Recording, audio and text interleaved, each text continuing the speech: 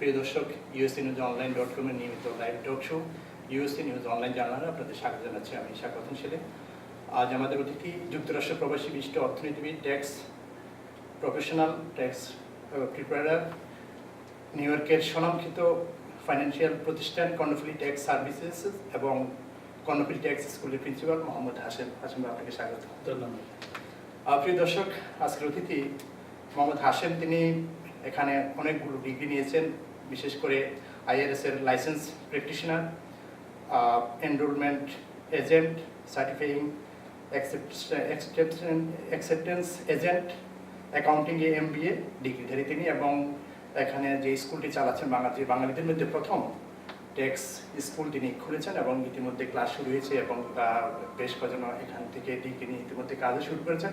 তা আমরা হাসেম ভাইয়ের কাছ থেকে জানবো যুক্তরাষ্ট্রের যে জানুয়ারি মাসে ট্যাক্স রিটার্ন শুরু হয়, সেই ট্যাক্স রিটার্ন বিষয়ে আমরা বিস্তারিত জানবো। 29শে জানুয়ারি শুরু হচ্ছে এই বছরের ট্যাক্স। এই বিষয়ে আসলে হাসেম ভাই আপনি বিস্তারিত বলবেন যে এই বছর ট্যাক্স কখন শুরু হবে এবং কখন শেষ হবে, এই দিয়ে যদি শুরু করেন। ধন্যবাদ শাখাওয়াত ভাই। আমি ধন্যবাদ জানাচ্ছি যে আপনি আমাকে ইনভাইট করেছেন এই সুন্দর একটা অনুষ্ঠানে। অ্যাকচুয়ালি এই বছর এই ট্যাক্স রিটার্ন শুরু হবে জানুয়ারি 29 তারিখে, আর এটা শেষ হবে এপ্রিলের 17 তারিখে। ইউজুয়ালি আপনার এই ট্যাক্স রিটার্ন শেষ হয় এপ্রিলের 15 তারিখে। যেহেতু এপ্রিলের 15 তারিখ এই বছর সানডে, তাহলে হলিডে, এবং 16 তারিখ হচ্ছে ডিস্ট্রিক্ট অফ কলম্বিয়ার হলিডে, সেই জন্য এই সোমবার করে হচ্ছে মঙ্গলবার 17 তারিখেই 17 এপ্রিল আপনার ট্যাক্স রিটার্নের লাস্ট ডেট ধার্য করা হচ্ছে। সো 2 দিন এক্সট্রা ট্যাক্স পেয়ার, 2 দিন এক্সট্রা। সো আর কেউ যদি অন টাইমে ট্যাক্স ফাইলটা করতে না পারে, সেক্ষেত্রে 6 মান্থ এক্সটেনশন নিতে পারে। ওটা কি ইন্ডিভিজুয়াল ট্যাক্স ফাইল? ইন্ডিভিজুয়াল ট্যাক্সের কথা বলছি। আর বিজনেসটা তো যে না, বিজনেসও আপনার বিজনেস আমি আসতেছি, তার আগে আমি পার্সোনালটা শেষ করি। ইন্ডিভিজুয়াল ট্যাক্স 17 তারিখে শেষ হবে, ঠিক আছে? দেন আপনি ইচ্ছা করলে এক্সটেনশন নিতে পারেন 6 মান্থের। তো এক্সটেনশন অর্থ হচ্ছে কখন এক্সটেনশনের জন্য? এক্সটেনশন হচ্ছে এপ্রিলের 17 তারিখের আগে এক্সটেনশন করতে হবে। এপ্রিল পরে করলে কিন্তু এক্সটেনশন অ্যাপ্রুভ হবে না। So extension on time. এর অর্থ হচ্ছে আপনি কোনো পেপার যদি আপনি মিস করে থাকেন, যে লেসে 1099 পান নাই, W2 পান নাই, তো সেই ক্ষেত্রে আপনার দেরি হচ্ছে, এই জন্য আপনি এই এক্সটেনশন করে রাখলেন। এক্সটেনশন ডাজন্ট মিন দ্যাট আপনি পেমেন্টের জন্য এক্সটেনশন করেছেন। পেমেন্ট কিন্তু ডিউ ডেটে কিন্তু সাবমিট করতে হবে, আপনি এস্টিমেট করে দিতে হবে। কোনটা একটা ফর্ম আছে যেটা হচ্ছে 486 এটার সাথে এক্সটেনশনের সাথে আপনি পেমেন্ট পাঠিয়ে দেবেন, কিন্তু ফাইল করবেন আপনি 6 মাস এক্সটেনশন পাওয়ার পরে সব ফাইল করবেন। 17 তারিখের মধ্যে যদি কেউ এক্সটেনশন জন্য আবেদনও করলো না কিন্তু ট্যাক্স ফাইল করে না, সেক্ষেত্রে কি হবে? সেক্ষেত্রে পেনাল্টি হবে, the failure to file penalty. ওটা কি নির্ধারিত কোনো না, যার যার based on আপনার ব্যালেন্স কত ডিউ আছে, সেটা ব্যালেন্স কত সেটার উপর পেনাল্টি এন্ড ইন্টারেস্ট হবে। আর আপনি বিজনেসের কথা বলছেন, বিজনেসের অনেকগুলো রুল আছে। যেমন ধরেন এই কর্পোরেট রিটার্নের ডিউ ডেট হচ্ছে এই বছর এপ্রিলের 17 তারিখ, ক্যালেন্ডারি কর্পোরেট রিটার্ন। আর হচ্ছে LLC, পার্টনারশিপ, এস কর্পোরেশন, এগুলোর ডিউ ডেট হচ্ছে মার্চের 15 তারিখে। তো এরাও ইচ্ছা করলে 6 মান্থ এক্সটেনশন নিতে পারে, ঠিক আছে? তো ডিফারেন্ট ডিউ ডেট এটা মনে করবেন। আর হাসিম, আপনি জানেন যে বিশেষ করে বাংলাদেশ থেকে আসা অনেক ইমিগ্রেন্ট এখানে রয়েছেন, সারা বিশ্বে বাঙালিরা আমাদের প্রোগ্রাম শুনতেছেন, দেখতেছেন। তো সেই ক্ষেত্রে আসলে বাংলাদেশের ক্ষেত্রে ট্যাক্সের বিষয় একরকম, যুক্তরাষ্ট্রে একরকম বা অন্যান্য দেশে একরকম। তো যুক্তরাষ্ট্রের বিষয়টা যদি আপনি বলেন যে আসলে কারা ট্যাক্স ফাইল করবে, কিভাবে করবে, জাস্ট একটু শুরুটা যদি বলেন। ধন্যবাদ স্বাগত ভাই, সুন্দর প্রশ্ন। এখানে ট্যাক্স রিটার্নের ব্যাপারটা কিছু রিকোয়ারমেন্ট থাকে। যেমন ধরুন সিঙ্গেল, আপনার স্ট্যান্ডার্ড ডিডাকশন 6,350 এবছর, এক্সাম্পশন 4,050, এই দুইটা মিলে হচ্ছে 10,400। এর নিচে যদি W2 ইনকাম থাকে, they are not equal to file. কিন্তু ফাইল করবে এই কারণে, যেহেতু আপনি উজফুল করা আছে, আপনার ফেডারেল ট্যাক্স কাটা আছে, এই টাকা পাওয়ার জন্য আপনি করবেন, ক্রেডিট পাওয়ার জন্য করবেন, এডুকেশন ক্রেডিট পাওয়ার জন্য করবেন, তারপর চাইল্ড ট্যাক্স ক্রেডিট পাওয়ার জন্য ট্যাক্স ফাইল করবেন। কিন্তু রিকোয়ার হচ্ছে 10,400 নিচে থাকলে you are not equal to file. এর উপরগুলো আপনার করতে হবে। এটা হচ্ছে সিঙ্গেলের ব্যাপারে। আপনি মেরিট ফাইলিং জয়েন্টলির ব্যাপারে হবে 20,800 এর উপরে গেলে আপনি মাস্ট করতে হবে। এর নিচে যদি থাকে you are not equal to file, কিন্তু ফাইল করবেন ওই যে আপনার রিফান্ডগুলো পাওয়ার জন্য। সো এই রিকোয়ারমেন্টটা আছে এখানে। আর আরেকটা জিনিস যেটা এই ক্যাশের ব্যাপারে, ক্যাশ যার ইনকাম সারা বছর যদি মোর দ্যান $400 এই চার যদি মেক করে থাকে, he is equal to file. তো আমি বলছি W2 ইনকাম 10,400 আর সিঙ্গেলের বেলায়, আর যদি আপনি যেন এই $400 যদি আপনি ক্যাশ ইনকাম করে থাকেন, you are required to file সারা বছরে। এটা এমন না যে 400 পার উইকে না, সারা বছর যদি 400 টাকা করে আপনি ইউ হ্যাভ টু ফাইল। এটা রিকোয়ারমেন্ট। ট্যাক্স ফাইলটা যদি কেউ না করে, আপনি বললেন যে ইনকামের একটা বিষয় থাকে, তারা যদি না করে, ওইটা তো ট্যাক্স ফাইলটা তো এই দেশে অনেক কিছুর সাথে রিলেটেড, এই বিষয়টা একটু বলেন। ও আচ্ছা, ট্যাক্স ফাইল আপনার এই যেগুলো কম্পালসারি আইনের সাথে রুল, যেটা আপনার রিকোয়ারমেন্ট থাকে আপনার মাস্ট করতে হবে। যদি আপনি না করেন সেক্ষেত্রে আপনার পেনাল্টি হবে না। পাশাপাশি আমাদের দেখেন কমিটির ব্যাপারে একটা ইন্স্যুরেন্স যদি করতে যাই, সেখানে বলছে ট্যাক্স ফাইলটা নিয়ে আসো, আপনি কারো ডিপেন্ডেন্ট কিনা সেই সময় লাগে। আপনি যদি সিটিজেনশিপের জন্য অ্যাপ্লাই করেন, সেক্ষেত্রে তারা বলছে 3 ইয়ার্স ট্যাক্স রিটার্ন ট্রান্সক্রিপ্ট নিয়ে আসো। তাহলে এই ব্যাপারটা এই জন্য ইনকাম যাই থাকুক সবাই ট্যাক্স ফাইলটা করা উচিত। এখানে আপনি যেহেতু ইনকামের কথা বলছেন, আরেকটা জিনিস বলে দিই, ইনকাম এনিওয়াই ইনকাম করেন না কেন আপনার রিপোর্ট মাস্ট করতে হবে, যে কোনো ইনকাম। ইন জেনারেল হচ্ছে ইন্টারনাল রেভিনিউ কোড, আপনি যেখানে ট্র্যাক করেন একটা income, you have to report the income. অনেকে ইনকামগুলো রিপোর্ট করতে চান, যেমন আনএমপ্লয়মেন্ট ইনকাম, অনেক সময় বলে যে এটা তো আমার ইনকাম না, ইট ইজ ট্যাক্সেবল ইনকাম। যা আছে আপনার মনে করেন সোশ্যাল সিকিউরিটি কিছু আছে ট্যাক্সেবল ইনকাম, এখানে এক্সক্লুড করা যায় কিছু $25,000 সিঙ্গেল মেরিট ফাইলিং 32,000 এক্সক্লুড করা যায়। কিন্তু আদার এডিশনাল ইনকাম থাকলে এটার সাথে যোগ করে এটা আপনার এই ট্যাক্সেবল ইনকাম দেখাতে হবে।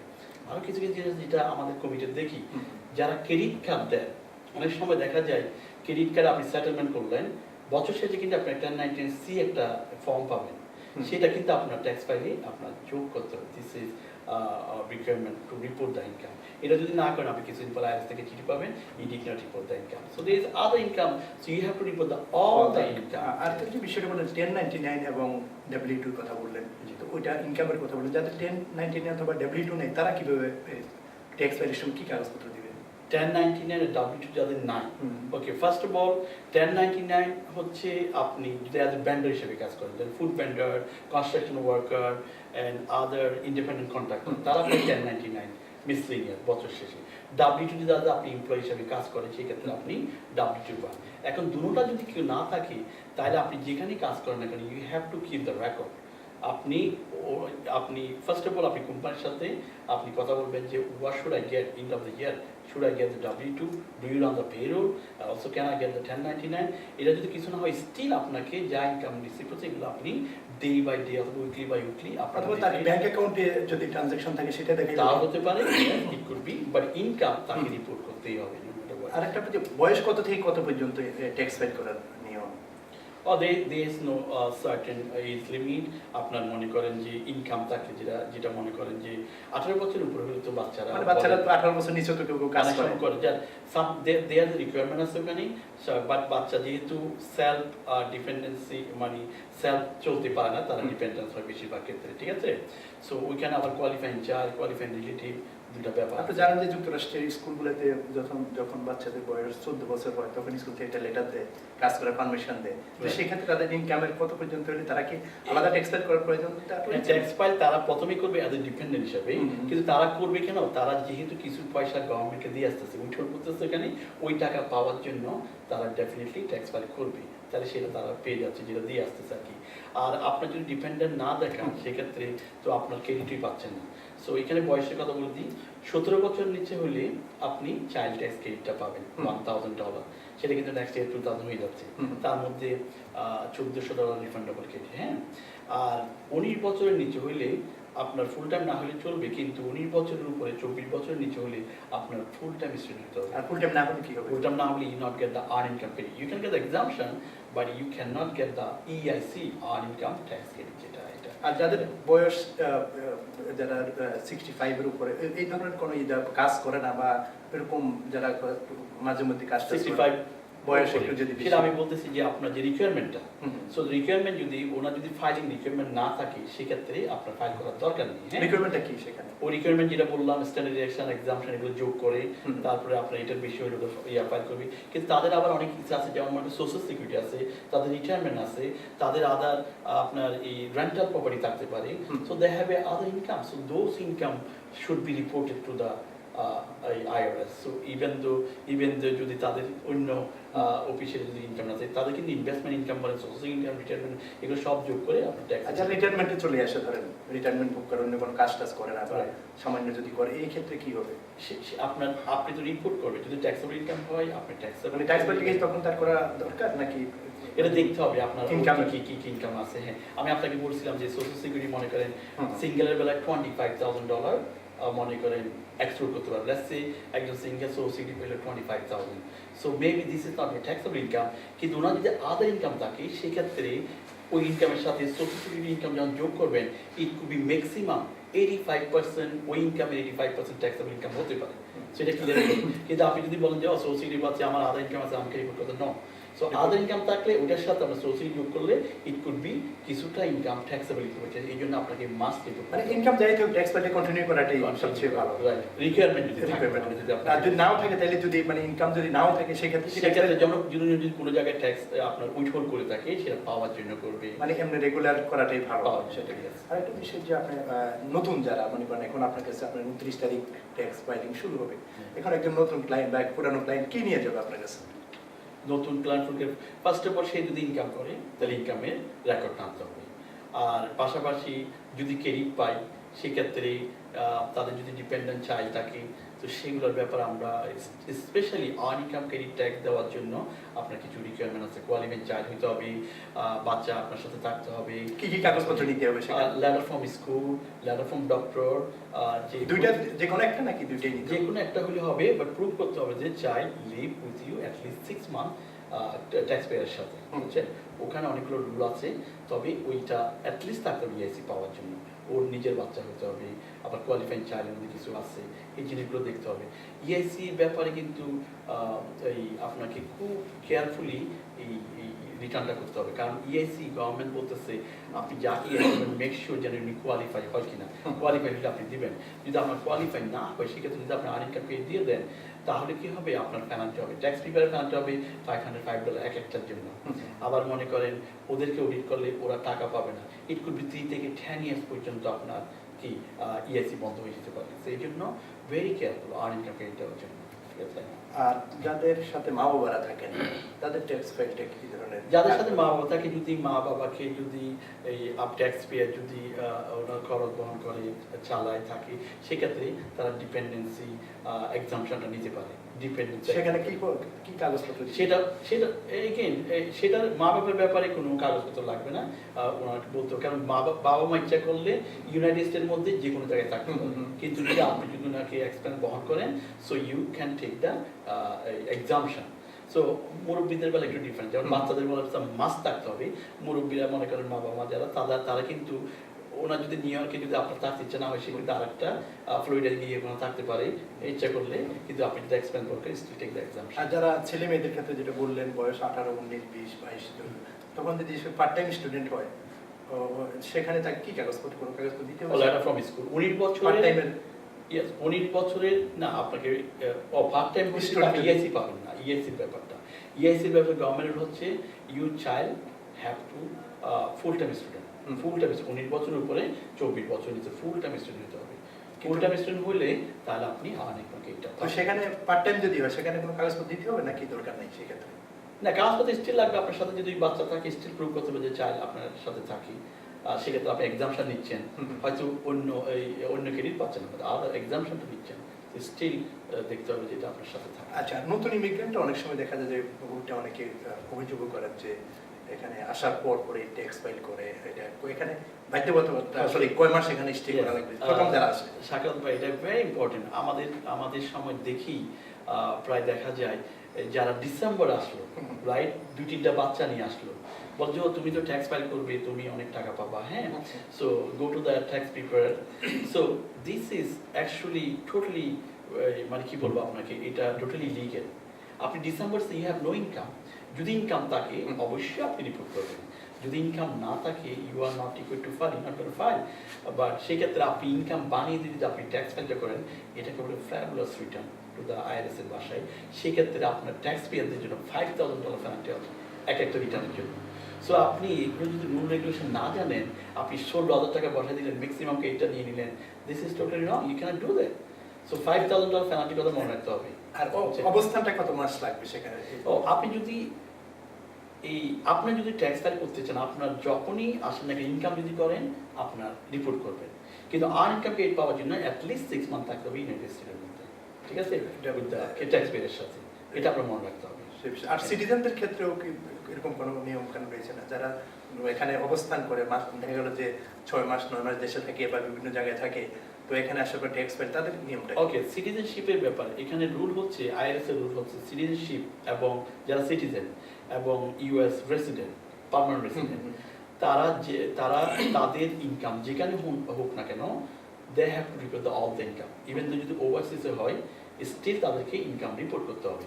আবার বিশ্বের যে কোনো জায়গায় তাদের সম্পদ থাকে, তাদের ওটা আসতেছি, তার আগে ইনকামের কথা বলি, যে ইনকামটা নিয়ে আসছেন বিশ্বের, আপনি যেখানে লেটস সে আপনি ইনকাম করলেন হচ্ছে বাংলাদেশে, আপনি x amount of money make করলেন, হ্যাঁ, সো এইখানে আপনি এখানে বাস করতেছেন, তাইলে আপনার সেক্ষেত্রে ইনকামটা রিপোর্ট করতে হবে না।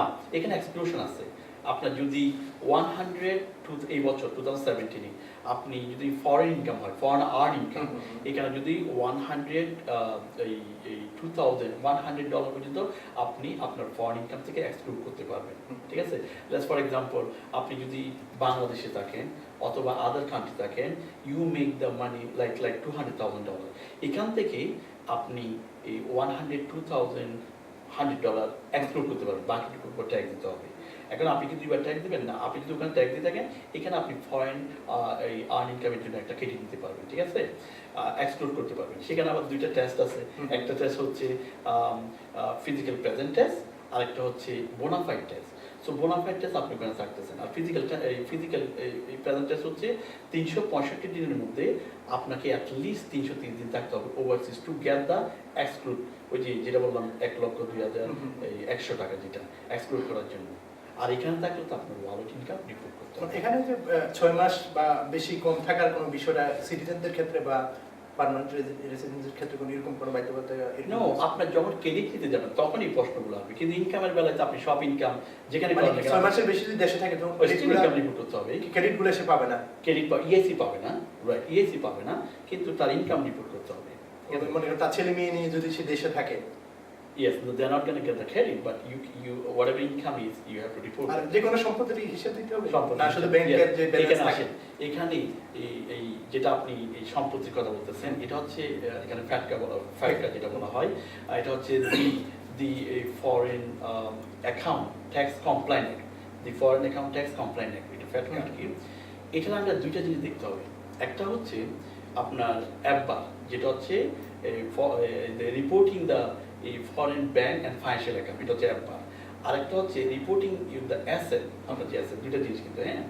সো অ্যাপবার হচ্ছে আপনি যদি আপনার বাংলাদেশে মনে করেন আদার কান্ট্রিতে আপনার যদি অ্যাগ্রিগেটেড $10,000 বেশি এই টাকা আপনার ব্যাংকে 1 বছরের মধ্যে জমা থাকে, definitely you have to report that. This is very dangerous and এটা হচ্ছে সিরিয়াস একটা ম্যাটার।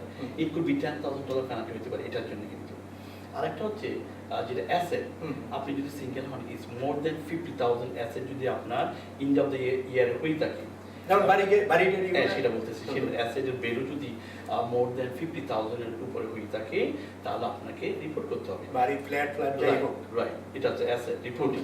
আবার যদি এই ক্যাশ টাকা যদি মেরিট ফাইলিং জয়েন্টলি হন, সেক্ষেত্রে আপনি 100,000 এর উপরে যদি হয় অ্যাসেটের value, then you have to there is a form 8938, একটা ফর্ম আছে, এটা ট্যাক্স ফাইলের সাথে অ্যাটাচ করতে হবে, মানে যখন আপনি ট্যাক্স ফাইল করতে তখন আপনার সাথে অ্যাটাচ করতে হবে।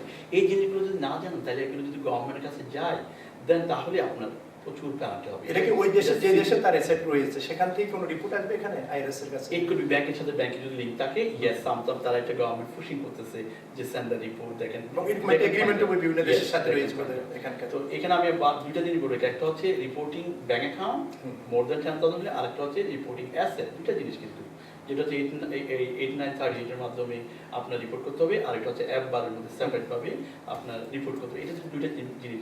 আর আপনাকে যেটা বলে ইনকাম, আর ইনকামের কথা বলছিলাম, এক্সক্লুড করতে হবে, এটা ফরেন ভাবে 2টা টেস্টে যদি হয়, 3টা জিনিস এই আমাদের যেহেতু ইমিগ্রেন্ট, এগুলো মনে রাখতে হবে। কিন্তু আপনি যদি না জানেন, কেউ কিন্তু এগুলো রিপোর্ট করতে চায় না, কিন্তু আপনাকে ধরলে এটা সিরিয়াস ম্যাটার, এটা আমরা বারবার আইআরএস থেকে ওয়ার্নিং পাচ্ছি, যেহেতু যারা আমাদের অফিসে ইমিগ্রেন্ট আসবে তাদেরকে মেক শিওর করো do you have a foreign account, do you have a foreign asset, এগুলো তোমাকে রিপোর্ট করতে হবে, ভেরি ইম্পর্টেন্ট। সেখানে রিপোর্ট অবশ্যই করা হচ্ছে। আর যারা ভিজিট বিষয়ে এখানে আসছে, অবস্থান করছে বা আনডকুমেন্টেড আছে, তাদের ক্ষেত্রে কি নিয়ম কানুন? আনডকুমেন্ট যারা তারা হচ্ছে মনে করেন এই ইনকাম যদি করে থাকে, এখানে কিন্তু মোর দেন মিলিয়ন পিপলের মতো আপনার আনডকুমেন্টেড, তাহলে কিন্তু আইআরএস বলতেছে আমি আগেই বলেছি যে ইনকাম যেখানে করেন এখানে আপনার রিপোর্ট করতে হবে। সেই ক্ষেত্রে আপনি আনডকুমেন্ট যারা তারা কিন্তু তাদের পাসপোর্ট দেখিয়ে, আমরা যারা আইআরএস সার্টিফাইং অ্যাকসেপ্টেন্স আছি আমাদের কাছে আসলে আমরা পাসপোর্টটা দেখে তাদেরকে একটা ট্যাক্স আইডির জন্য অ্যাপ্লাই করে দিই ট্যাক্স রিটার্নের সাথে। সো আপনি ইনকামটা রিপোর্ট হয়ে গেল, সো আপনি ট্যাক্স আইডি পেলেন, ইনকাম রিপোর্ট, নেক্সট ইয়ার এসে আপনি এই ট্যাক্স আইডি দিয়ে আপনি প্রতি বছর ট্যাক্স রিটার্ন করতে পারবেন। সো আবার নতুন রুল করছে, সেটা হচ্ছে যারা 3 বছর ট্যাক্স আইডি নেওয়ার পর ট্যাক্স রিটার্ন করে নেয় তাদের হচ্ছে আপনার যারা এই বছর মিডল ডিজিট 78-79 আছে তাদেরকে রিনিউ করার জন্য আইআরএস থেকে চিঠি পাঠাতে হচ্ছে।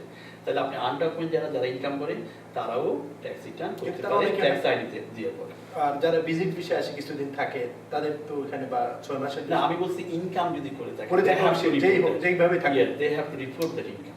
আর যদি এরা যদি না করে, ধরেন আনডকুমেন্টেড যারা আছে না করে, গভর্নমেন্ট আবার সবাইকে ট্র্যাকিং করতে পারে, ট্র্যাকিং করে তারা পাবে যে তুমি you have to report that. কিন্তু তারা তো এখানে কাজ করার জন্য আসে না, তো লোক তারা আসছে ভিজিট ভিসায় টু ভিজিট দ্য কান্ট্রি, তা এনজয় দ্য কান্ট্রি, বিভিন্ন জায়গায় দেখার জন্য। তারা কিন্তু এসে কিন্তু কাজ করার অর্থ হচ্ছে তারা ইউএস সিটিজেন আরেকটা জব নিয়ে নিচ্ছে, কথা বলছেন। তারা কিন্তু ভিজিট ভিসা যারা আছে তাদের তো কাজ করার জন্য না, যারা কিন্তু ভিজিট ভিসা যে লং টার্ম থেকে গেছে, সো মেবি তারা কিন্তু অনেকে কাজ করেছে, they have to report the income, যে তারা যে ইনকামটা করতেছে, ঠিক আছে। যারা স্টুডেন্ট ভিসা যারা আসে তারা যে পার্ট টাইম কাজের অনুমতি থাকে, সেই ক্ষেত্রে তাদের নিয়মটা কি? স্টুডেন্ট ভিসা যারা আসে তারা হচ্ছে F1 ভিসা। F1 ভিসার মধ্যে হচ্ছে আপনার এই কলেজ থেকে ম্যাক্সিমাম 20 আওয়ার ওরা সুযোগ পায় কাজ করার জন্য ক্যাম্পাসে, কলেজের ক্যাম্পাসে 20 আওয়ার। এই 20 আওয়ার তারা কাজ করলে তাদের যে ইনকাম অনুসারে তারা রিপোর্ট করবে। সেটা হচ্ছে লাস্ট 5 ইয়ার এটা হচ্ছে 1040 NR নন রেসিডেন্ট অ্যালিয়েন হিসাবে ওদের ট্যাক্স ফাইল করতে হবে। এটা ভেরি কেয়ারফুল। বেশিরভাগ ক্ষেত্রে দেখা যায় 1040 দিয়ে আপনি করে যদি আপনি, ওরা তো হচ্ছে নন রেসিডেন্ট অ্যালিয়েন, ঠিক আছে। সেই জন্য F1 এর ক্ষেত্রে কিন্তু 5 ইয়ার্স কিন্তু আপনি নন রেসিডেন্ট অ্যালিয়েন হিসাবে ট্যাক্স রিটার্ন করতে হবে 1040 NR, নট দ্য 1040। আমরা আপনারা যারা 1040 করেন, ঠিক আছে। এটা কিন্তু এই জন্য যারা এই স্টুডেন্ট তাদের মেক শিওর যেন তারা আইআরএস এর ওয়েবসাইটে কিছু রিসার্চ করে এবং পাশাপাশি কোন ফর্মটা ফিল আপ করবে সেটা যেন জেনে নেয়। বেশিরভাগ ক্ষেত্রে দেখা যায় 1040 করে ফেলে, কথা বুঝছেন। কিন্তু 5 ইয়ার F1 ভিসা হচ্ছে 5 ইয়ার আপনার এই 1040 NR অভিজ্ঞ লোকদের কাছে, অভিজ্ঞ ট্যাক্সপেয়ারের কাছে যাওয়া দরকার। সেই ক্ষেত্রে হয়তো আপনারা আসবো কিভাবে ট্যাক্স চয়েস করবেন। হ্যাঁ, সেই বিষয়ে আমরা কথা বলবো। আরেকটা বিষয় আসলে আমাদের বিশেষ করে বাংলাদেশ কমিটিতে আমরা দেখি বিভিন্ন পত্রিকায় সর্বোচ্চ রিফান্ডের একটা কথা বলা হয়। এই বিষয়টা আসলে কি? সর্বোচ্চ সর্বনিম্নটা কি? এটা নির্দিষ্ট তো রুল রয়েছে। অবশ্যই সর্বোচ্চ। এখন দেখেন, মানে আপনি কি বেশি দেওয়ার কোনো আপনার ক্ষমতা আছে এরকম? নো মিনিং দ্যাট এটা হচ্ছে আপনি যদি W2 থাকে, so you can't do anything. আপনার ইনকাম অনুসারে আপনার রিফান্ডটা আসবে। সো ফর এক্সাম্পল ধরেন আপনার যদি ম্যারিড ফাইলিং জয়েন্টলি স্বামী স্ত্রী আপনার 14,400 থেকে যদি আপনার $23,930 থাকে, সেক্ষেত্রে আপনি ম্যাক্সিমাম আর্ন ইনকাম পাচ্ছেন এক বছরের জন্য 3,400। প্লাস 17 বছর নিচে থাকলে $1,000 এডিশনাল চার্জ ট্যাক্স, 34 প্লাস 1,000। আর আপনি যদি W2 দিয়ে থাকেন সেটা আপনি যে টাকাটা দিচ্ছেন এই টাকাগুলো সব অ্যাড হবে, ঠিক আছে। তাহলে এইগুলো সব, এটা হচ্ছে ম্যাক্সিমাম। কিন্তু এর উপরে গেলে 23,930 উপরে গেলে আস্তে আস্তে এটা কমতে থাকবে। এখন W2 বেলায় কোনো সমস্যা হবে না, হ্যাঁ। কিন্তু ক্যাশ ইনকামের বেলায় যারা ক্যাশ ইনকাম করে তারা জানেন যে এই ইনকামের মধ্যে রাখলে ম্যাক্সিমাম পাওয়া যায়। আপনি 100,000 ইনকাম হইলেও ওরা কি করে, খরচ দেখিয়ে ওই রেঞ্জের মধ্যে নিয়ে আসে। এটা হচ্ছে রেড ফ্ল্যাগ। আপনার তো এতগুলো এক্সপেন্স নাই, তাহলে আপনি দেখিয়ে ওই জায়গায় নিয়ে আসতেছেন। Government okay want to see the document how you ঠিক দ্য এক্সপেন্স ডিডাকশন, এগুলো দেখতে চাই। তখন আপনি যখন আইআরএস অডিট করে তখন সেটা আপনি আর দেখাতে পারেন, যার ফলে ওরা ইআইসি ব্লক করে দেয়। সেটা মনে হয় এই যে আপনি ম্যাক্সিমাম বললেন না, আপনার ইনকাম হচ্ছে 100,000, আপনার এক্সপেন্স কুড বি 50,000, কিন্তু সেইটার স্টিল ইনকাম 50,000, কিন্তু আপনি সেটা না করে আপনি কমিয়ে কমিয়ে কমিয়ে কমিয়ে আপনি 23,000-এর মধ্যে নিয়ে আসতেছিলেন দেন। তো এই জন্য এই জন্য ম্যাক্সিমাম ক্রেডিট আপনি এখন আপনি বলতেছেন যে আমরা কি করতে পারি কিনা, কিন্তু ইনকাম যদি যেটা হয় সেক্ষেত্রে যদি আপনার এক্সপেন্স যদি ডকুমেন্ট থাকে, সেই ডকুমেন্টটা যদি আপনি করেন তাহলে আপনি সুন্দরভাবে করলেন এথিক্সটা ঠিক, আপনার এথিক্স অ্যাপ্লাই করি, ডিউ ডিলিজেন্স অ্যাপ্লাই করি। কিন্তু আদার্স পিপল যদি ডিউ ডিলিজেন্স অ্যাপ্লাই না করে শুধু এক্সপেন্স বাড়িয়ে বাড়িয়ে বাড়িয়ে আপনাকে রেঞ্জের মধ্যে নিয়ে আসছে, তো এটা অনেকে করে, তো এটা উচিত না, ঠিক আছে? অডিট করলে ওরা কিন্তু তোরা বলে যে আমি তো জানি না, এখন মুখের কাছে যাও, ওরা আপনাকে হ্যান্ডেলিং করবে। কিন্তু আমরা যখন আইএসের সাথে ফেস টু ফেস করি তখন দেখা যায় কি শো দ্য ডকুমেন্ট, অনেক ডকুমেন্ট দিতে পারে, তখন ফাইট করে যতটুকু ডকুমেন্ট দেখিয়ে আনা যায় আর কি। আর ওই 1099 আর W2 ইস্যু কখন ইস্যু হয়, সেটা কখন যারা ট্যাক্স ফাইল করবে তারা কখন পাবে সেটা? ধন্যবাদ। 1099 এর W2 হচ্ছে আপনি যদি পেরোল রান করেন, এটা কোয়ার্টারলি বেসিসে আপনার ফাইল করতে হবে, হুইচ ইজ এই 4টা ফাইল হয়, first quarter, second quarter, third quarter, fourth quarter. এটার উপর ভিত্তি করে আপনি এন্ড অফ দ্য ইয়ারে W2, এটার ডেডলাইন হচ্ছে এই জানুয়ারি 31 তারিখ। নো ম্যাটার হোয়াট, এমপ্লয়ারকে মাস্ট W2 সাবমিট করে দেবে সোশ্যাল সিকিউরিটির সাথে। এটা আর 1099 হচ্ছে, এটাও ডেডলাইন হচ্ছে জানুয়ারি 31 তারিখ। জানুয়ারি 31 তারিখ। এর মধ্যে যদি কেউ ইস্যু না করে সেক্ষেত্রে পেনাল্টি দিয়ে করতে পারবে, বাট স্টিল দেখেন ইস্যু ওইটা একটা আবার কি নির্ধারিত কোনো আগে অ্যাপ্লাই করে? না, আগে ছিল এপ্রিলের, এই ফেব্রুয়ারি মার্চের 30 তারিখ ছিল, ফেব্রুয়ারি ছিল, ইলেকট্রনিকলি করলে এই বছর, গত বছর থেকে এটা জানুয়ারি 31 তারিখ ডেডলাইন করেছে, আপনি 1099 মাস্ট সাবমিট করতে হবে। কারণ এই জন্য এটা যদি আপনি অন টাইমে সাবমিট না করেন, গভর্নমেন্ট দেখতে পারবে না যে যারা ইনকাম ক্রেডিট দিচ্ছে তাদের 1099 সিস্টেম আছে কিনা। আমি এই তার আগে একটা জিনিস আপডেট করে দিচ্ছি, এটার সাথে লিঙ্ক আছে, সেটা হচ্ছে এই বছর যারা এই এই আমেরিকান ইআইসি পাবে, ইনকাম ট্যাক্স ক্রেডিট, এবং এডিশনাল চাইল্ড ট্যাক্স ক্রেডিট যারা পাবে তাদের রিফান্ডটা পেতে দেরি হবে। এটা হচ্ছে এই যে আপনাকে বললাম, অনেক ওরা সিস্টেমে দেখবে যে ওনার নামে 1099 ইস্যু করা আছে কিনা, W2 ইস্যু করে, ওরা এগুলো চেক করে তার মেক শিওর তার রিফান্ডটা দেবে, এই জন্য এডিশনাল সময় নিচ্ছে, ঠিক আছে? সো রিফান্ডটা তাহলে কখন থেকে পাওয়া শুরু? রিফান্ডটা যাদের এই আপনার ইএসসি আবার এডিশনাল চাইল্ড ট্যাক্স, তারা তো কিন্তু ফাইল করার সাথে সাথেই উইথিন 10 ডেজের মধ্যে পেয়ে যাবে, যাদের এগুলো নেই। কিন্তু যাদের আনইনকাম ক্রেডিট ট্যাক্স আছে এবং child tax, additional child tax credit আছে, তারা মিড ফেব্রুয়ারিতে প্রসেসিং হলে আপনি ফার্স্ট এই আপনার ফেব্রুয়ারি 27 তারিখে প্রথম রিফান্ডটা আসতে পারে। আচ্ছা, আর এখানে একটা বিষয় দেখা যায়, যাদের ধরনের কেউ ব্যাংক অ্যাকাউন্ট, কারো ব্যাংক অ্যাকাউন্ট নাই, তো ব্যাংক অ্যাকাউন্ট যারা দেখি যারা ট্যাক্স প্রিপেয়ার আপনাদের মতো, কারো কেউ আবার তাদের নাম্বারটা দিয়ে দেয় অ্যাকাউন্ট নাম্বার, এর মধ্যেও কি এটা আসলে কি? এটা টোটালি লিগ্যাল। আপনি কখনো ট্যাক্স প্রিপেয়ারের এই ব্যাংক অ্যাকাউন্ট আপনি এই ট্যাক্স পেয়ারের অ্যাকাউন্টে দিতে পারবেন না, ঠিক আছে? এটা হচ্ছে আনইথিক্যাল, এটা হচ্ছে আপনি আনলফুল, এটা আপনি করতে পারবেন না। যার ট্যাক্স রিটার্নে তাদের ব্যাংক অ্যাকাউন্টটা এই বসাতে হবে। যদি ব্যাংক অ্যাকাউন্ট না থাকে সেখানে দুইটা অপশন আছে। একটা অপশন হচ্ছে, মনে করেন সে ইচ্ছা করলে পেপার চেক নিতে পারে যে আমার ব্যাংক আমার চেকটা বাসায় পাঠিয়ে দেয়। আবার কিছু কিছু আছে যেগুলো হচ্ছে থার্ড পার্টি ভেন্ডর, ইচ্ছা করলে ওদের নামে ডেবিট কার্ডের মাধ্যমে নিতে পারে, সেটা হচ্ছে ট্যাক্স পেয়ারের জন্য, নট ট্যাক্স প্রিপেয়ারের জন্য। সেটা ট্যাক্স প্রিপেয়ার যদি এই ধরনের করে থাকে, আপনি মেক শিওর যেন যারা ট্যাক্স রিটার্ন করে আপনার অ্যাকাউন্টটা চেক করে নেন এটা আপনার অ্যাকাউন্ট কিনা। যদি আপনার অ্যাকাউন্ট না হয়, you should be sign the return, because your responsibility এটা। সো আপনার রিটার্ন যদি না হয়, এখানে আপনার অ্যাকাউন্ট যদি না হয়, you should be file, you can take the refund by cheque. এটা ফিটা কি কোন নির্ধারিত গভর্নমেন্ট কোনো রুল আছে কিনা, বা এটা কি আপনারা যখন ট্যাক্স ফাইল করেন তাদের থেকে বিলটা কি এখানে অ্যাডজাস্ট করা যায় নাকি? না, এটা শাকাত ভাই, এটা অনেকেই বলছে, আমি যখন টিভি প্রোগ্রাম করতেছিলাম, এই লাইভ প্রোগ্রাম যেটা, এটার মধ্যে অনেকে বলছে আপনারা কি ফিটা কি গভর্নমেন্ট থেকে আসে কিনা। না, এটা হচ্ছে যার ক্রেডেনশিয়াল সেই হিসাবে করে ট্যাক্স ফি ধার্য করবে। কারণ সিপিএ সে একরকম করবে, ইন্ডোরেজেন্ট একরকম করবে, অ্যাটর্নি আরেকরকম করবে, ক্রেডেনশিয়ালের বেলা একরকম। আবার যারা আনএনরোল পিপল, তাদের কোনো ক্রেডেনশিয়াল নেই, তারা যেটা পাবে, তারা মনে করেন তাদের ফি যদি কম হয় তারা এটা করতে পারে, যার মতো শেষ করে। এখানে কিন্তু আইআরএস এর বাধ্য। তবে ওভারচার্জ করলে আইকে অনেকগুলো যদি কমপ্লেন হয়, তাহলে আইআরএস ইনভেস্টিগেশন করবে এটা, সেই বিষয়ে বাচ্চা।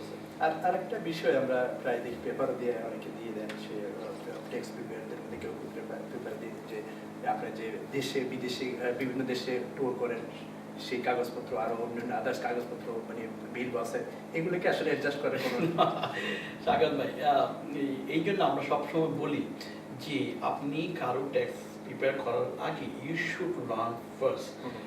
আপনি যদি একেবারে কিছুই না আপনার অ্যাটলিস্ট আমরা আমার থেকে সাজেশন যেটা পাবলিকেশন 17 পড়বে, ইন্ডিভিজুয়াল ট্যাক্স রিটার্ন যে পাবলিকেশন 17 পড়লে এটার মধ্যে সব ডিটেল আছে, কোনটা আপনি ডিরেকশন নিতে পারবেন কোনটা পারবেন না। আরও যদি বেশি কথা আরও পাবলিকেশন আছে। তো এটা হচ্ছে personal you can not deduct on your tax return. বিজনেসের ক্ষেত্রে সেটা আপনার রেকর্ডটা টোটালি বিজনেস পারপাস, যে আমি বিজনেস পারপাসে যাচ্ছি, এটার জন্য আমার এটা যদি আপনার কোম্পানি নিজের সেখানে রিএমবার্সমেন্ট করতে পারে, কিন্তু পার্সোনাল কখনো করতে পারবেন না, নো ওয়াই, এটা আপনার নট ডিডাক্টেবল, এটা মনে রাখতে হবে। সো এই জন্য আমি বারবার বলি যারা tax practitioner please use the due diligence আর আপনারা পাবলিকেশন 17 পড়েন, অ্যান্ড অলসো সার্কুলার 230 যেটা IRS এর এই ট্যাক্স পেপারদেরকে দিচ্ছে যে যেটা তোমরা পড়ো, ওইখানের মধ্যে প্রিপেয়ার পেনাল্টি আছে, যে আপনি রং করলে আপনি কোনটার মধ্যে কত পেনাল্টি পাবেন। যখন আপনি পেনাল্টি জানবেন যে আমার একটা ট্যাক্সের করে 505 টাকা পেনাল্টি হবে, তখন আপনি আর ভয়ে অনেক কিছু করবেন না। এই জন্য এটাও করা যাবে সার্কুলার 230 এবং ট্যাক্স বোঝার জন্য যে ইন্ডিভিজুয়াল ট্যাক্স রিটার্নের জন্য পাবলিকেশন 17 পড়লেও অনেক কিছু জানা যাবে। ইভেন তো ট্যাক্স পেয়াররা পড়তে পারে, এটা করলে তারাও নিজেরা জানবে যে না, এটা এই ডিরেকশন করা যাবে না। যাদের বাড়ি আছে মর্টগেজ দেয় তাদের ক্ষেত্রে এটা কি সেখানে যারা বাড়ি আছে মর্টগেজ দেয়, তো সেই ক্ষেত্রে তারা যদি এটা রেন্টাল প্রপার্টি হয়, সেক্ষেত্রে তারা ইনকাম দেখাবে যে কত টাকা রেন্টাল ইনকাম আসতেছে। হ্যাঁ, তো রেন্টাল এই ইনকামটা দেখাবে, সেখানে আবার ডিডাকশন নিতে পারবে, যে মর্টগেজ ইন্টারেস্টটা ডিডাকশন। মর্টগেজ ইন্টারেস্টটা এই বছর পর্যন্ত 1 মিলিয়ন পর্যন্ত মর্টগেজ যে মর্টগেজ আছে 1 মিলিয়ন পর্যন্ত যে ইন্টারেস্ট আসবে সেটা আপনার ওই যে রেন্টাল প্রপার্টি ডিডাকশন নিতে পারবেন। হ্যাঁ, আর নেক্সট ইয়ার সেটা হয়ে যাবে 750,000, যেটা ওই ডোনাল্ড ট্রাম্প এই tax reform tax cut and job act যেটা করা হচ্ছে, এটা 750,000 উপরে লোনের উপরে আপনি এই মর্টগেজ ইন্টারেস্টে ডিডাকশন দেখাতে পারবেন। এটা হচ্ছে রেন্টালের ক্ষেত্রে। আর হচ্ছে এই প্রাইমারি রেসিডেন্ট যেটা, সেটার ক্ষেত্রে আপনি কোনো কিছু রিপেয়ারমেন্টের ডিরেকশন নিতে পারবেন না, আপনি শুধু নিতে পারবেন হচ্ছে এই আপনার property tax and also mortgage interest, সেটা আপনি আইটেমে দেখাবেন। অনেকেই বলি, আমি প্রায় এই প্রশ্নটা পেয়ে থাকি, যে বলছে আমি তো অনেক রিপেয়ার মেনটেন্স করতেছি, তাহলে আমি কেন এটা দেখাতে পারবো না। ইয়েস, এটা আপনার বেসিসে যোগ হবে। আইটেমের ওয়াইজটা আসলে কি? আইটেমের হচ্ছে যে স্ট্যান্ডার্ড ডিডাকশন। আমি বলি না আপনাকে 6,350 হচ্ছে সিঙ্গেল, আর এই আপনার এই 12,000 যেটা ডাবল, যেটা 6,300 ডাবল যেটা, এটা হচ্ছে মেরিট ফাইলিং জয়েনের জন্য ডিডাকশন। এই ডিডাকশনের উপর যদি আপনার এক্সপেন্স বেশি হয় তাহলে আইটেমাইজ, কিন্তু সেই ক্ষেত্রে নেক্সট ইয়ারে কিন্তু সেটা ডবল হয়ে যাচ্ছে।